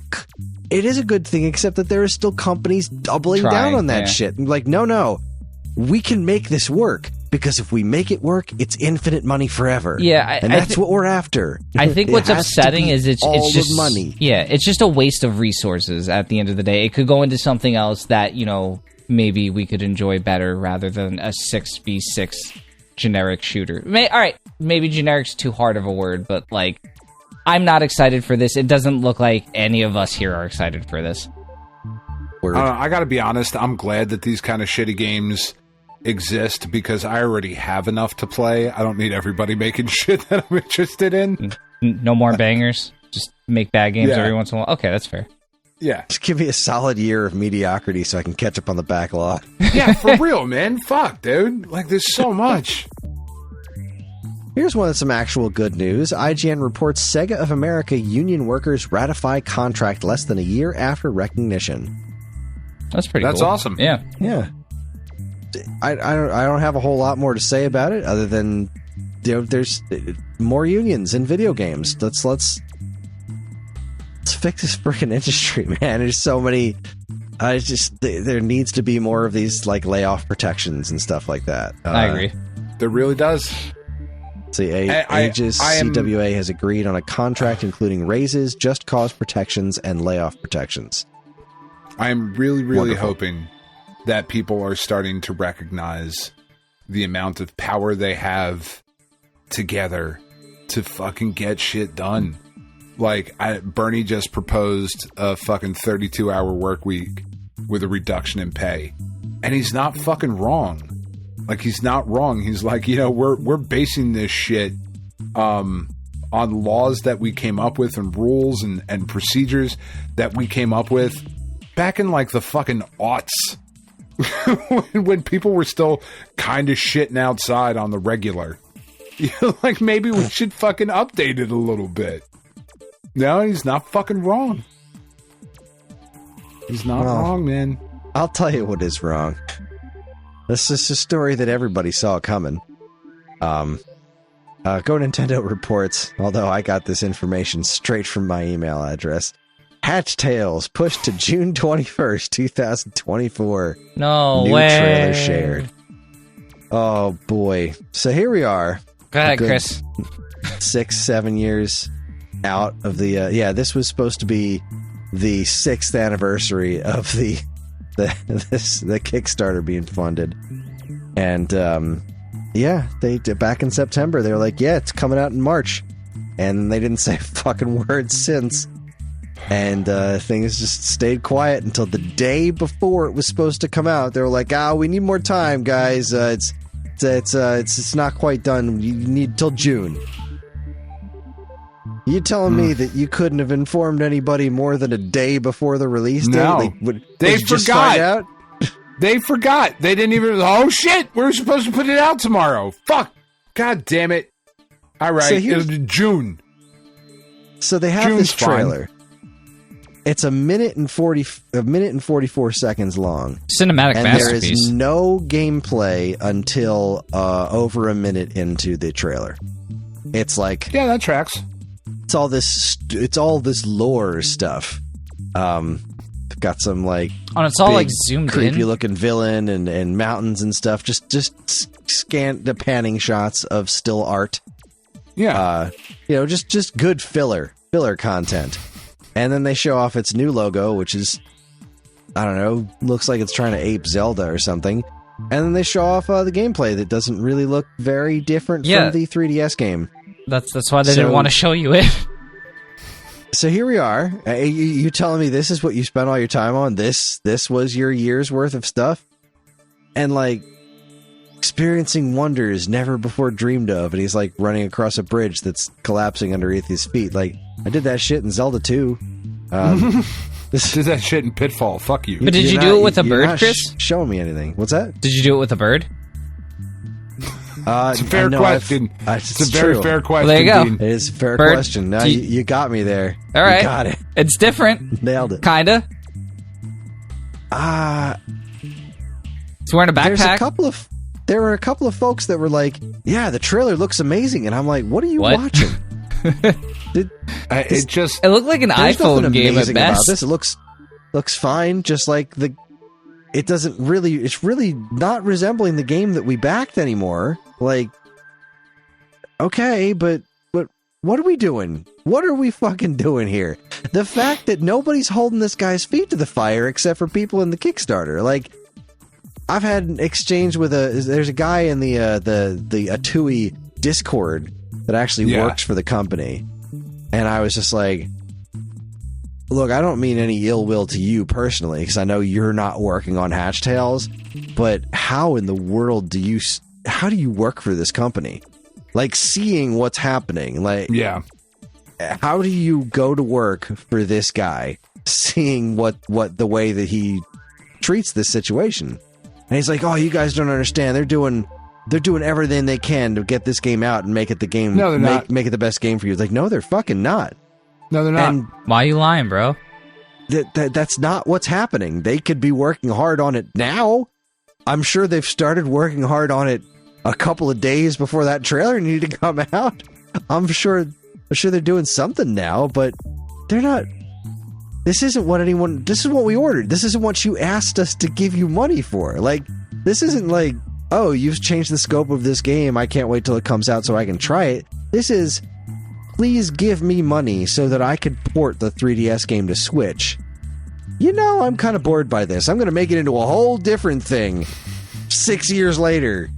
Like, that's not how this shit's supposed to work. What are you fucking doing? And nobody is holding his feet to the fire.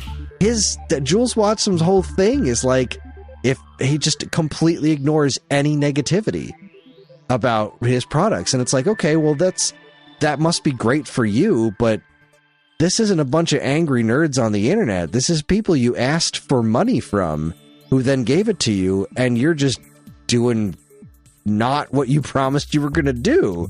Yeah, you're just doing what you want. Just doing what you want. What a shitload of fuck.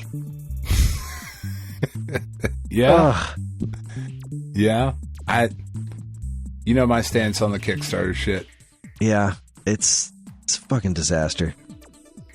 Anyways, Go Nintendo again reports Nintendo restructuring testing center ahead of Switch successor. So there were a couple of layoffs at Nintendo, which obviously the most headlines framed it as nefariously as possible. Sure. But it says the actual story is a little bit different than what we're seeing from other places. Let's see if I can find a nice, concise version of this. A test center in Washington will undergo restructuring, with some contractors being moved into full-time positions while others are being let go. Nintendo has confirmed that employees being let go will receive severance packages. Specifically, Nintendo has said that they've reorganized product testing functions to drive greater global integration in game development efforts. So, that's something. They're helping folks out, and some people are being let go, and some people are getting moved ahead. Look, Nintendo's still a giant corporation. They're still not necessarily the good guys, but... No, they're definitely not. But at least this one makes a degree of sense. The people that are getting let go are contractors, which, now again, I have personal experience with companies hiring contractors because that's just the easier... That's the easier kind of employee to let go than a staff employee. There's a lot of negative undertones there, but...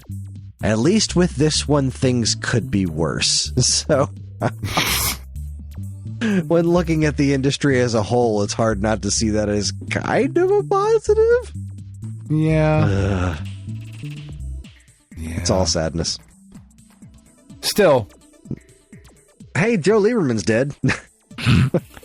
And nothing of value was lost. IGN reports Joe Lieberman, longtime senator and anti-video game crusader, dies at 82. This is the guy that made a whole big stink out of Mortal Kombat is poisoning the youth of America.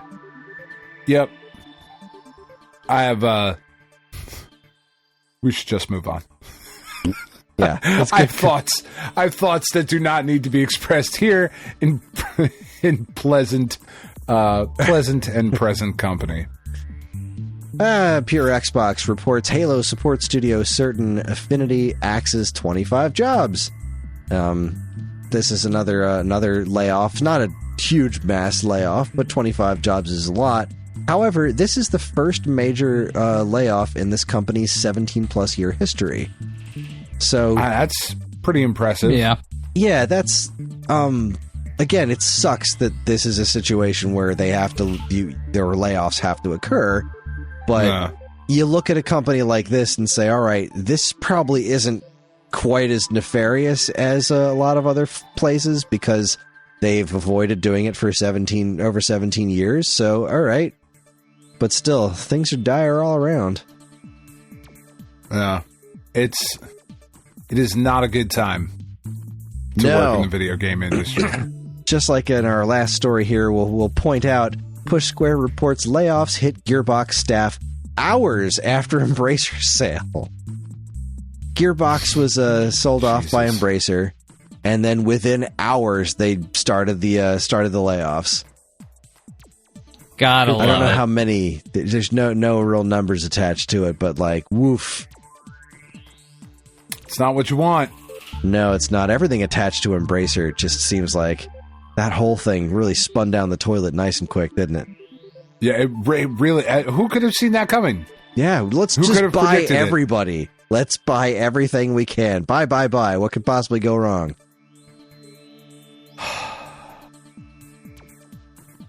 I hate everything. Yeah. Nah, I'm just kidding. I had a good week. But fuck all of them. Fuck Embracer Group. Come on, man. Yeah, bad times. I probably should have structured the story so that we talked about all the layoffs first and then got to the good news later. Yeah. Oh, God, you're so bad at this. I'm going to start trying to... 500+ episodes in, Chris. I'll get the hang of it one of these days. I'll start trying to structure the news story so we can focus on all the layoffs first, because it seems like every week we're going to have some kind of story about mass layoffs. Every week, people are fucking losing their jobs. And, people are losing their jobs everywhere. It's just... Yeah, this isn't exclusive to the video game industry. No, it's not. It's fucking really, really sad. And with that, we're going to take ourselves a quick break. Gonna go cry in a When corner. we come back, we're all going to climb aboard the SAG Cartoon Express and talk about Sonic the Hedgehog. You're listening to the Stone Age Gamer podcast from Geekade.com. Stick around.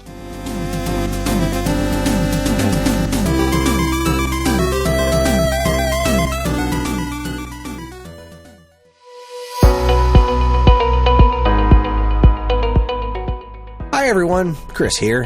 Podcast listening is free, but podcast creation is not.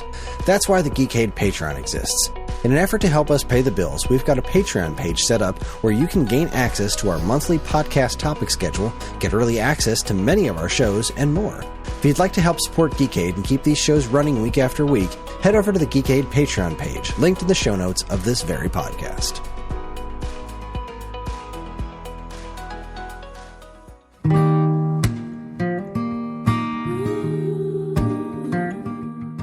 We are Safe at Home, the leading dog rescue in the heart of New Jersey. Are you searching for a loyal companion, a dog that will bring love and joy to your home? Look no further than Safe at Home. At Safe at Home, we believe in giving every dog a second chance. We rescue, rehabilitate, and find loving forever homes for dogs in need, right here in the Garden State. Our dogs are ready to make a lasting impact on your life. Each one has a unique story, a wagging tail, and an incredible capacity for love. When you adopt from Safe at Home, you're not just gaining a pet, you're becoming a part of our family. Our dedicated team ensures a seamless adoption process, providing ongoing support and guidance. With New Jersey's beautiful parks, beaches, and trails, you and your new furry friend will have endless opportunities for adventures and cherished memories. Safe at Home relies on the support of compassionate individuals like you. Your donations and volunteer work enable us to continue saving lives and finding forever homes for these amazing dogs. Join us in creating a safer, happier community for dogs in New Jersey. Together we can make a difference and give every dog the chance to feel safe at home. Visit our website or call us now to learn about how you can be a part of the Safe at Home mission. Safe at Home, because every dog deserves to be loved and protected. www.safeathomerescue.org.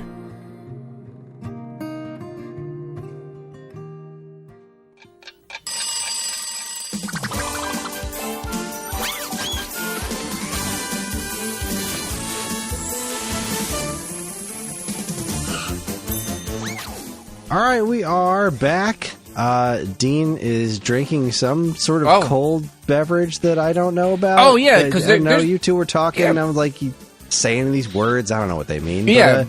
But, we're going to jump on board the Cartoon Express to talk about the adventures of Sonic the Hedgehog, Season 1, Episode 29, Robotnik Jr., originally aired on October 22nd, 1993. But first, Dean, what are you drinking? Drinking for my beer friends out there, Big Oyster Brewing Italian Ice Shandy, and it is made with Italian ice from the one, the only Fusco's original Italian ice, which I don't know where that's from, but let's take a sip. A shandy, for those of you who don't know, is like a mixture of lemonade and beer. A shandy? Lemonade and it's beer? Like a lemonade and it on a hot day. Oh, it's great on a hot day. Yeah. Shandy is fucking incredible. Grapefruit shandies I like a lot. So what makes this Italian ice flavor? Because Italian ice isn't a flavor. Yeah, Italian ice is flavored. I'm assuming it's lemon ice flavored because it's slightly lemon. Honestly, it's a lemon shandy. It's really just a lemon shandy. It's nice. It's a little sweeter. But it's really just lemon shandy. Yeah, it's great. I'm gonna drink it. Probably wasn't worth the $6 a can I paid. But Christ. Yeah. $6 a can for a shandy is that is pricey. It's one of those big boys. How big are the tall boys? 16 ounce. Yeah. So like I get it, but I'd probably not worth anyone's time outside of like shandy lovers. It's just okay. I thought I was gonna have a terrible reaction, but I didn't buy myself an IPA, so thank God. I just finished my last pocket trick from Forgotten Boardwalk Brewery in Cherry Hill, New Jersey. They closed at the end of February. R.I.P. Because their space was sold out from under them by their piece of shit landlord. Like totally snuck around with their neighbors and like sold their space to the neighbors. It was fucked up, man. And there's such a good brewery, and like they would do really, really cool, interesting things on their cans. Like a lot of their stuff was named after like Jersey Shore, like myth. Oh, that's cool. And lore and stuff. It was really fucking cool. And they put out this IPA a couple years ago called Pocket Trick. And in my opinion, for whatever it's worth, one of the best IPAs produced in New Jersey. It was fucking incredibly delicious. And I just drank my last can of it tonight. It makes me sad. Pour one out, or into your mouth, I guess. So, Dan, you've got a bunch of dogs. Yeah, I encountered a situation today that I thought was pretty wild, and it has nothing to do with Sonic the Hedgehog. But I'm going to tell the story anyway. This is a weird way to start off the Cartoon Express, but all right, it's got nothing to do with Sonic. So I'm cleaning the house today, and I'm going to throw some like some used rags into the washing machine, and my washing machine it's been around for a while. It started to leak a little bit out of the door. That's not great. It's a front-loading one, but just a little bit. So I put a towel in there. I'm like, all right, well, it's old. I'm sure once it gets bad enough, I'll go ahead and replace it, and that'll be the end of that. But replace the seal. Buy yourself some time. Well, that was the thing. I looked at the seal. I was like, I don't see anything wrong with the seal. I don't understand why it's leaking. I just know that it is, and this is very strange. So I noticed that the washing machine itself was a little dusty, so I grabbed one of the rags and I start wiping it down, and then I look at the open door, right? Because it's like I said, it's a front-loading one. I look at the open door, and it's got like some lint on this clear plastic bit that goes inside that creates the seal, and I'm like, all right, well, I guess I'll start cleaning this off too. I'm here, why not? Just this probably doesn't make any difference that this thing is dirty, but whatever. So I start wiping it down, and then I get to the bottom of it, which is like the part of the seal that it's leaking from. And I pull off like a tennis ball sized wad of Naga's fur. Nice. Yeah, that sounds about right. Oh, what is this? So I finished cleaning all the nasty rotting dog hair that's been sitting on the bottom of this thing. And I'm like, I wonder if that's causing the problem, right? Because you can't make a seal against dog hair. No, you cannot. So I finished cleaning it off. I do a load of towels in the wash and dry as a bone. So, hooray, I solved the problem because there was a whole bunch of wadded up dog hair. Probably every like 3 months or so, you should give your washing machine and your dryer a good cleaning. Yeah. Like get the vacuum and down into like where the dryer lint goes. Like you will... the amount of dog hair, like I have to do it monthly, because I just have not only a large number of dogs, but dogs that shed quite a bit. Currently with Naga, we fucking replaced our couch this week with Peach. I mean, we replaced our couch with more dogs. Yeah, we just brought more dogs in. We sit on them now. It's now my couch. Yeah. Oh, it's totally fine. Peach had just basically destroyed the fucking couch that we had. Like before she got here, the couch was not broken. And when I threw the couch out this week, the couch was definitely broken because she's, 100 pounds and jumps up onto the couch like she's a fucking little dog, which she is not. And yeah. It just sucks. So she sheds a lot. It was all over the couch. Anyway, the couch is gone. You have to clean it with the 2 dogs you have every 3 months or so. Just get in there, like pull the lint trap out, especially like on a front loading washer. Your lint trap is probably, depending on how old it is, it's probably underneath of it, which is a pain in the ass to get to. That's where mine is. The dryer's a little bit easier. It really helps if you buy a flexible, a flexible drill bit attachment, so you can kind of like snake it into like weird places and unscrew the things you need to unscrew. But yeah, snake it right into that opening, Chris. That's what Wild she said. snake. Yeah, Bringing it back. Wild snake it right in. Anyway, so the Stone Age Gamer Cartoon Express is a recurring segment where we talk about old video game cartoons that we pick at random. Yeah. And this month's episode was The Adventures of Sonic the Hedgehog, Season 1, Episode 29, Robotnik Jr. It originally aired on October 22nd, 1993. This is the comedy show, right? Because there were two concurrent Sonic the Hedgehog cartoons airing at the same time, both voiced by Jaleel White as Sonic the Hedgehog, but one of them was a Saturday morning cartoon that had a more serious tone and like an overarching plot. And then there was this one, The Adventures of Sonic the Hedgehog, that was Looney Tunes. Supposed to be a pure comedy show. I'm using the word comedy loosely here. I didn't enjoy this at all. I used to like this show quite a bit. And there's things about this that I thought were neat, but I remember being like, I just was watching this 20 some odd minute episode and about halfway through thinking to myself, holy shit, is this going to be over soon? Because it's real bad. This is fucking torturous. This was the first episode of this show that I had ever seen. Shockingly, the fucking cartoon based on the video game property that I don't like is not a thing that I watched when I was a kid. And God, this was really fucking bad. Yeah, it wasn't funny. I will say that I really liked the environments. I like how abstract this show is. Because you've heard my complaints about the newer Sonic movies, where it's just like, this is Sonic comes from a really interesting world, so let's not do that.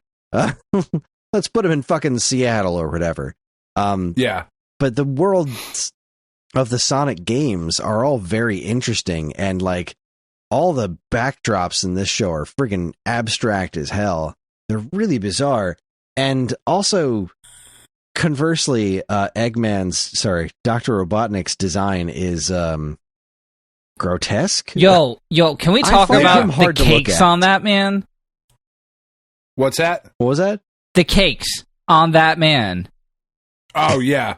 Like, they drew in a crack on his fat, plump ass. Like, it is there, and he flexes, and like the way he turns and stuff, they're showing it off. It's on fucking purpose. Also, I wrote the line I wrote down was, "Boy, this sure is content." Also, why is Sonic shiny? Like, I don't suppose you guys have this episode up right now, but if you go to any part of this episode, everything else does not have highlights. Sonic is the only thing that has highlights, primarily on his, what do you call it, the spines or whatever? What are they made of? Yeah. Is he made of, his like, quills? Plastic? Like, well, he's got that in the games, too. Like, in the 16-bit games, he's shiny. But, why is nothing else shiny? Well, I don't know. I urge anyone to watch the episode. There are plenty of other things, robots included, that should probably be shiny, yet Sonic is the only thing that has a highlight in the shot, and it's like, it's just weird. It's weird. It smells to me like that was a mandate from Sega. Like, this is how you must be shiny. These are the details you need to include on the character or something. This is how he looks. Make him look this way. Yeah. And don't do it to anything else. And whatever else you want to do is perfectly fine by us. So just as long we as are Sonic not looks gonna like say this. Shit. Both voice actors for the henchmen. The one guy isn't that bad. The one that's the on the tank treads. The chicken. I wanna just break his back and throw him into a scrap heap. That is the most annoying voice ever. I think that's kind of intentional. I did, while we were watching it, Tiff and I were sitting on the couch, and like I said, I had never seen this show before. not even.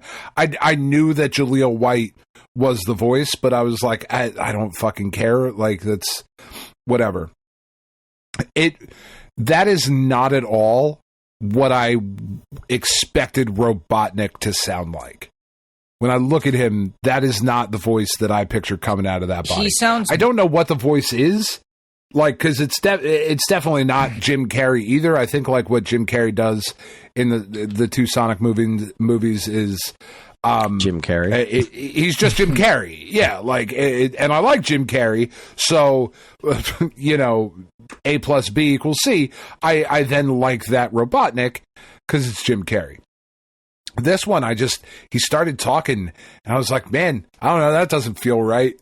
And then the chicken was saying shit, and you're right, Dean, like, that is super fucking annoying.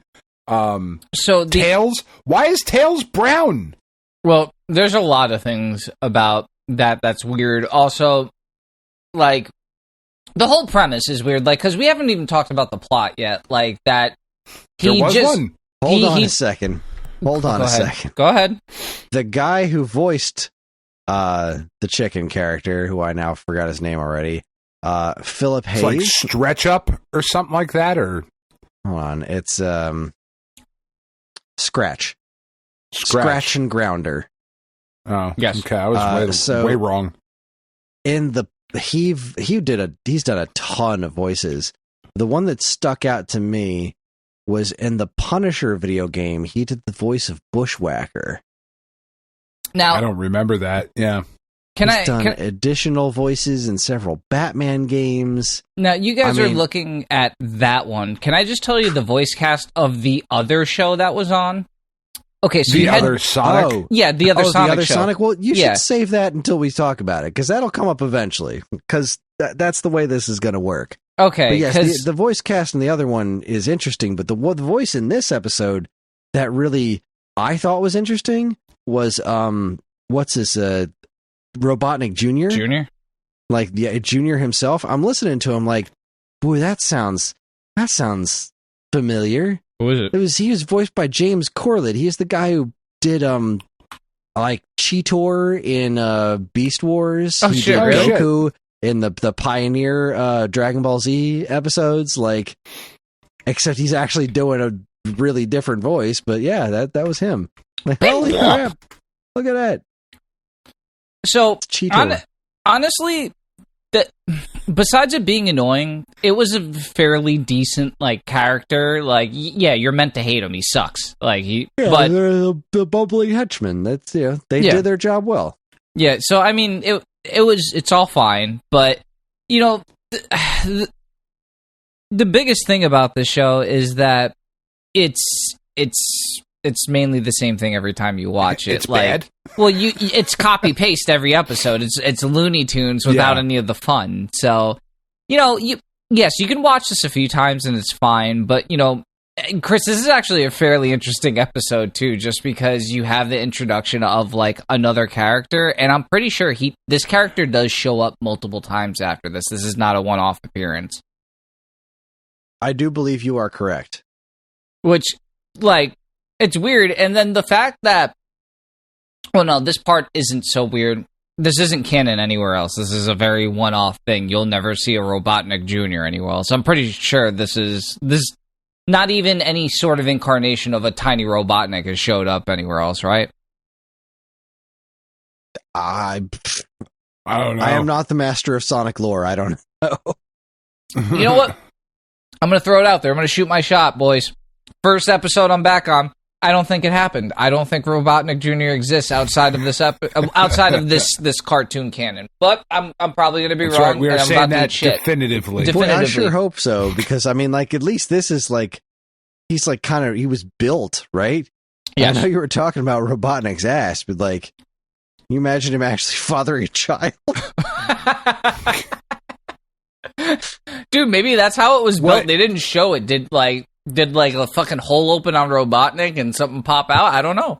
How does Robotnik make a baby? What I found crazy distracting in this episode is that there are no for most of the episode there is nothing in the background. It's just abstract nonsense. Because they were too lazy to draw anything there. And that's every episode of the show. That's so fucking weird. For them it wasn't. I agree. It's very lazy. It's incredibly so distracting. Lazy. It's like a weird Ren and Stimpy episode. Money to draw shit. It's just like let's just throw some watercolor on the background and see how that works. Odd. They had to make sure they got the animation on those weird Dr. Robotnik mustache transitions. Did you notice that? I did like really like mustache wipe. I thought was really good. Wipe just spins around. Stash wipe. That was good. Maybe that was something else they asked for, It's just I'm scrolling through it again now, and oh man, the animation itself isn't terrible. It's okay. Because I was thinking that was going to be really bad. I remember the 90s just being classically bad for animation, 80s and 90s. And I thought because this was a cheap show, it was going to be a lot of the same. And it was okay. It wasn't terrible. It's a lot of what the 90s was, just okay animation. Yeah. It's I think not good. Well, it just wasn't good. Well, also, they're the same character. It's just a tiny Robotnik with a buzz cut and, a mohawk instead of a mustache, right? Well, yeah, but I mean, like, characterization-wise, he wound up being Sonic's friend at the end. Yeah, he was like a shitty teenager. Yeah. Also, depending on that where... part was weird. Depending on where you're watching, he changes shape multiple times. Like, they can't keep him the same proportion. So if you watch him in the first Sonic? Robotnik Jr. The answer is yes. I was going to say all of them. Everything Everyone is and everything wildly in this inconsistent. Show, has no consistency at all. Because Robotnik Jr. is super noticeable because he goes from being an oval at some point to being a fucking ball back to like a weird egg shape at some point. It's bizarre, but I guess that's what happens when you don't have the best animation team going. But the company that made this, DIC, didn't they do a lot of stuff in the 90s? Oh, or was that did a lot of shit. Was huge. Yeah. So, I think Deke did the Super Mario Brothers Super Show too. I mean, they are responsible for quite a gigantic number of the cartoons that we have grown up on, like, throughout the generations. Yeah, I'm trying to see if I can get a quick list. I'm pulling it up. That seems to be... I got you. Hold on. Because I know in the 90s, I saw that fucking thing all the time. And I remember it was a little thing and it went, Deke! Yeah. All right, so we've got, starting in 83, you've got Inspector Gadget. Inspector Gadget. Oh, that was the great. Littles, Get Along, Pole Position, I was going to say, Rainbow don't Bright. you dare read all of this. No. Heathcliff, Care Bears, Hulk Hogan's Rock and Wrestling, Jason the Wheeled Warriors, Mask, Popples, Dennis the Menace, Real Ghostbusters, Teddy Ruxpin. They had a hand in everything. Fucking Dino Saucers. I fucking Alf, love Dino the Saucers. animated series. Cops? Fucking Cops. That show is dope as fuck. The Karate Kid. There's Captain Mario. Planet. Camp Candy, Legend of Zelda, Captain N, G.I. Joe. Like, they've done... Wait, they did everything. Sailor Moon? They were probably... They localized it, yeah. Oh, they fucking did Pro Stars? Dogs. Pro Stars.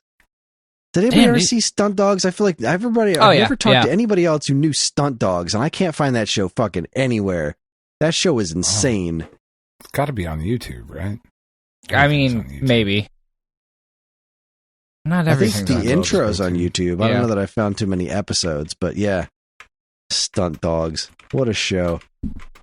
So, yeah, we were talking about the plot. So, Dr. Robotnik, what the fuck? He just wanted to make I don't remember how it came about. Why did he make the baby him? Because his henchmen were so fucking stupid. Right. He needed to make one of himself. Make someone, somebody worthy of him. Level. Yeah, because the whole thing was he had this really elaborate plan where he was going to catch Sonic. And it wasn't really that elaborate. The elaborate part was that... The elaborate part was that he built a maze, and Sonic was going to run into it, and he was going to close both of the doors. That was his plan. It wasn't some crazy thing. That's what it was. But apparently his robots couldn't do it, so he said, I'm going to make a mini-me of myself, and he'll help me do it. And I guess he didn't really plan that out well, because in making a mini-me of himself, he made a fucking shitty little brat that didn't want to do anything. Yeah. So there was this one point where the Sonic captured the bird on the asphalt that was super sticky, right? Yeah, with the steamroller. Yes. Murdered them. We got him to walk out on the asphalt, and then both him and the other character just kept walking on the asphalt, but not getting stuck.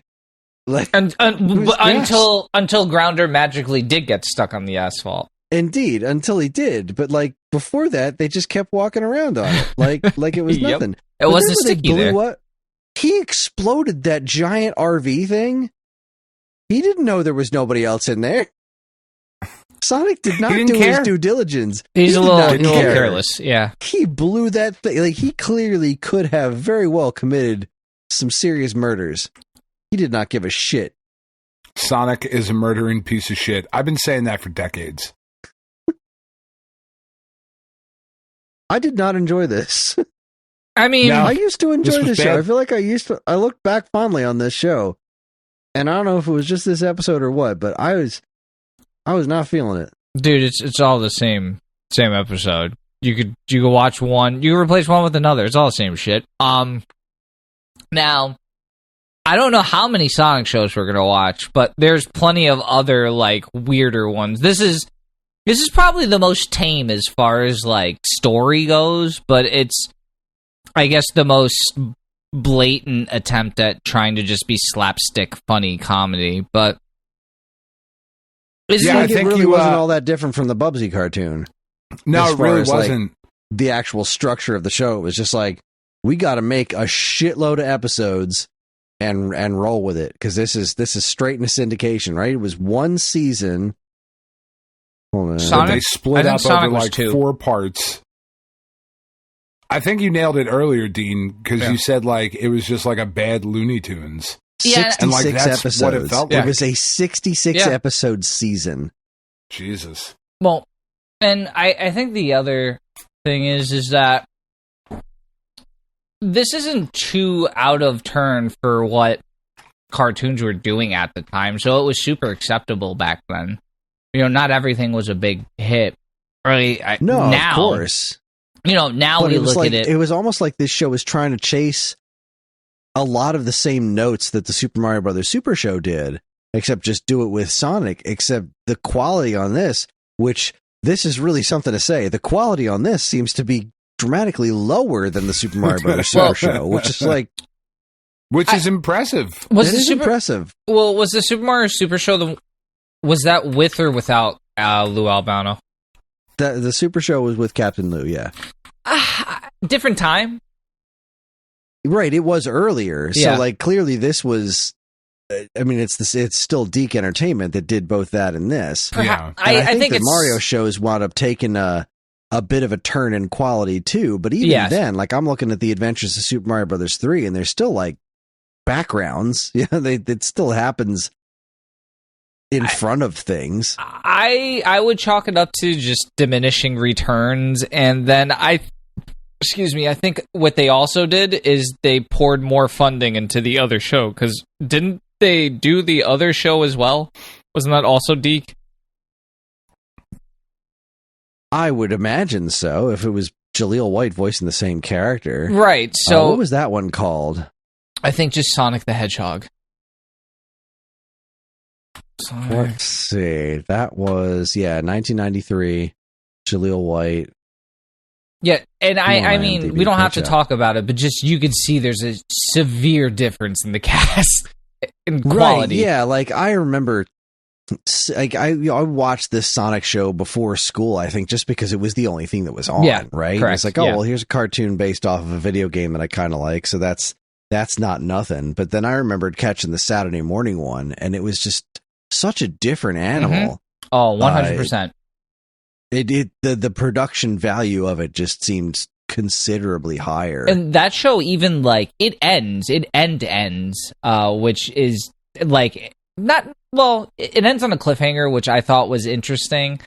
But, you know, like, it's two very different things. Clearly, this is, the thing that we saw was meant as just, you know, this is schlock that you could put on and put out, I guess, where the other one was definitely, you said it was a Saturday morning cartoon, which back then meant something. I can't say. Do they even do Saturday morning cartoons anymore? I don't think so. Right? No. Yeah. Oh, that's not a thing. That's sad. That makes me sad. I mean, there are cartoons on Saturday morning. Yeah, but it's not the same. It is certainly not what it used to be. Yeah. Oh, well, what can you do about that? But anyway, yeah. Watch them on YouTube. Like, I don't even know if there's a lot to say about this, because it's anyone can watch it for themselves. It's just a cartoon. It's just a generic 90s cartoon that someone slapped a Sonic theme on, not even well. Yeah, it really does feel like this could be like whatever character. It doesn't really matter. This could have been Bugs Chili Bunny. Dogs. Yeah, like, I honestly, yeah. You know, it could have been anyone that liked chili dogs, perhaps. And I could have been me. Now, mind you, is that only a cartoon canon thing? Like, did that come strictly from the cartoons? The chili dogs? I think so. That's weird. That's really weird, because, like, why? It's in the movie, too, right? Isn't it like chili dogs in the movie? But did it originate? Yeah. Like, okay, when did Sonic the Hedgehog like chili dogs? This is riveting right here. First appears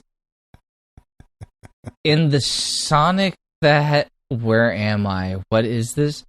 Okay, Sonic's love for chili dogs first appears in the Sonic the Hedgehog story Bible written by the Reeds and Len Jansen, dated February-March 1992. In it, Sonic's Uncle Chuck made chili dogs, and Sonic was the enthusiastic delivery boy. My favorite. What the fuck? What is this? Is this serious? Is this a book? It sounds serious. If it's the story Bible, that's I was what not. You write dude, I swear to God, I was not show. expecting that. I thought they were gonna be like it was in the Sonic episode, the show. Now, what's the Sonic secret Bible? What? I can't. Well, your show Bible is what gets written like before a series is made, right? So it that establishes you have rules all the to rules. follow. Yeah. Sonic That's the wild Hedgehog. that it was in the show Bible, not just like a thing that they came up with. But which? That's so pretty cool. Then it was in the not the show we watched. It's in the other one. Huh.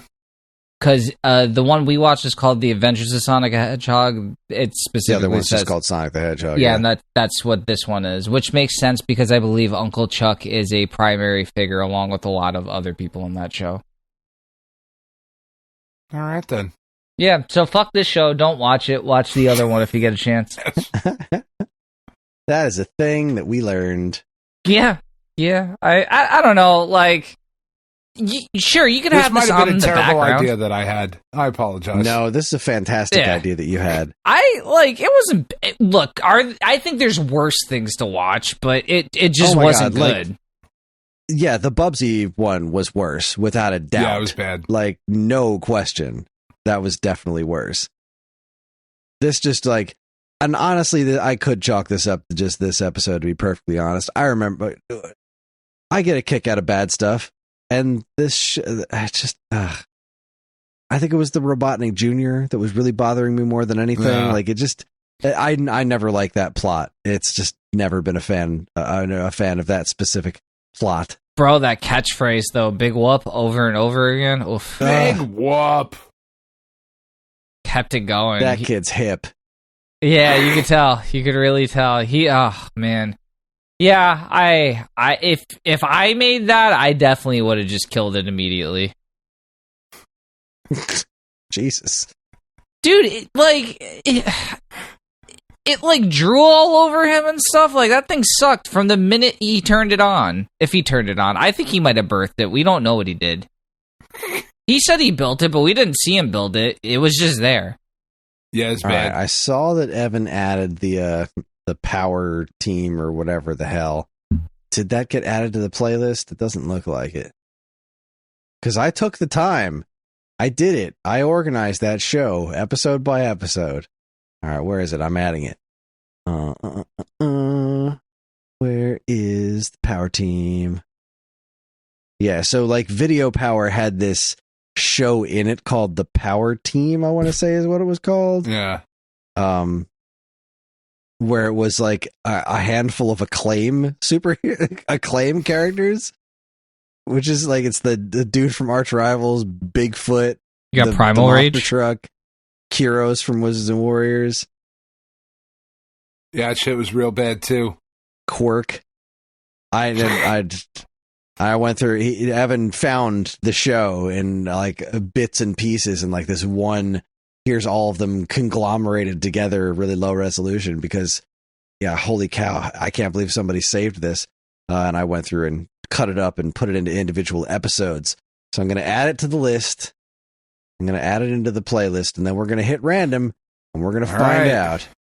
Season 1, add to Cartoon Express. All right, here we are, Cartoon Express. The power team in here now. Just want to make sure. Landed. Yep. All right, so here we go. The next episode that we will be discussing on the SAG Cartoon Express next month. Hit shuffle. What are we going to land on? Oh, well, would you look at that? Sonic the Hedgehog. Not the Adventures of Sonic the Hedgehog, but Sonic the Hedgehog. Wait, really? Season 2, Episode 3, No Brainer. All right. That's where random got us. Should we shuffle again because we just did Sonic? No, that is how life works, Chris. I feel like it's the... Sometimes it do be like that. But I mean, I'm not mad. Like, that, the other show's a good show. Oh, you better fucking... No, I'm for real. All right. Dude, it's like Civil War. It's good. It's good. Just with the furry. Civil War was not good, Dean. Well, I don't know. I didn't say which Civil War. It was about states' rights. Yes, but which right? Which one in particular were you guys all mad about? Oh, boy. All right, that is Sonic the it. Hedgehog, Season 2, Episode 3, No Brainer Punching out. is what we'll be talking about next month. And that is it. That wraps up our show. Join us next time for the Alphabet Super Series. It was Dan's pick, and he chose Life Force for NES. So we're gonna play some Salamander, because that's what it's called elsewhere. Salamander. I think Life Force is a cooler name. I do too. Salamander, not a great name. Anyway, we're on most social media platforms, and if you want to get in touch with us, we aren't very difficult to find. All it takes is a quick look at our show notes, and you'll see links to our social media accounts, as well as all manner of other fun stuff, like a link to our namesake, StoneAgeGamer.com, and more useful links than you can shake a joystick at. If you'd like to get early access to this show's episodes, as well as a bevy of other shows on the Geekade Podcast Network, check out our Patreon, also linked to in the show notes. It helps keep this show running week after week, and all our patrons are loved and appreciated. This show's theme song, Squared Roots, was written by Banjo Guy Ollie. You can learn all about his wonderful music and more by following the link to his YouTube channel, also in the show notes. And finally, as always, we'd like to thank our intrepid editor, Evan, for making this show listenable for all you folks. We'd like to thank all you folks for listening in the first place. That is it, everybody. On behalf of Dan, Dean, and myself, keep playing games.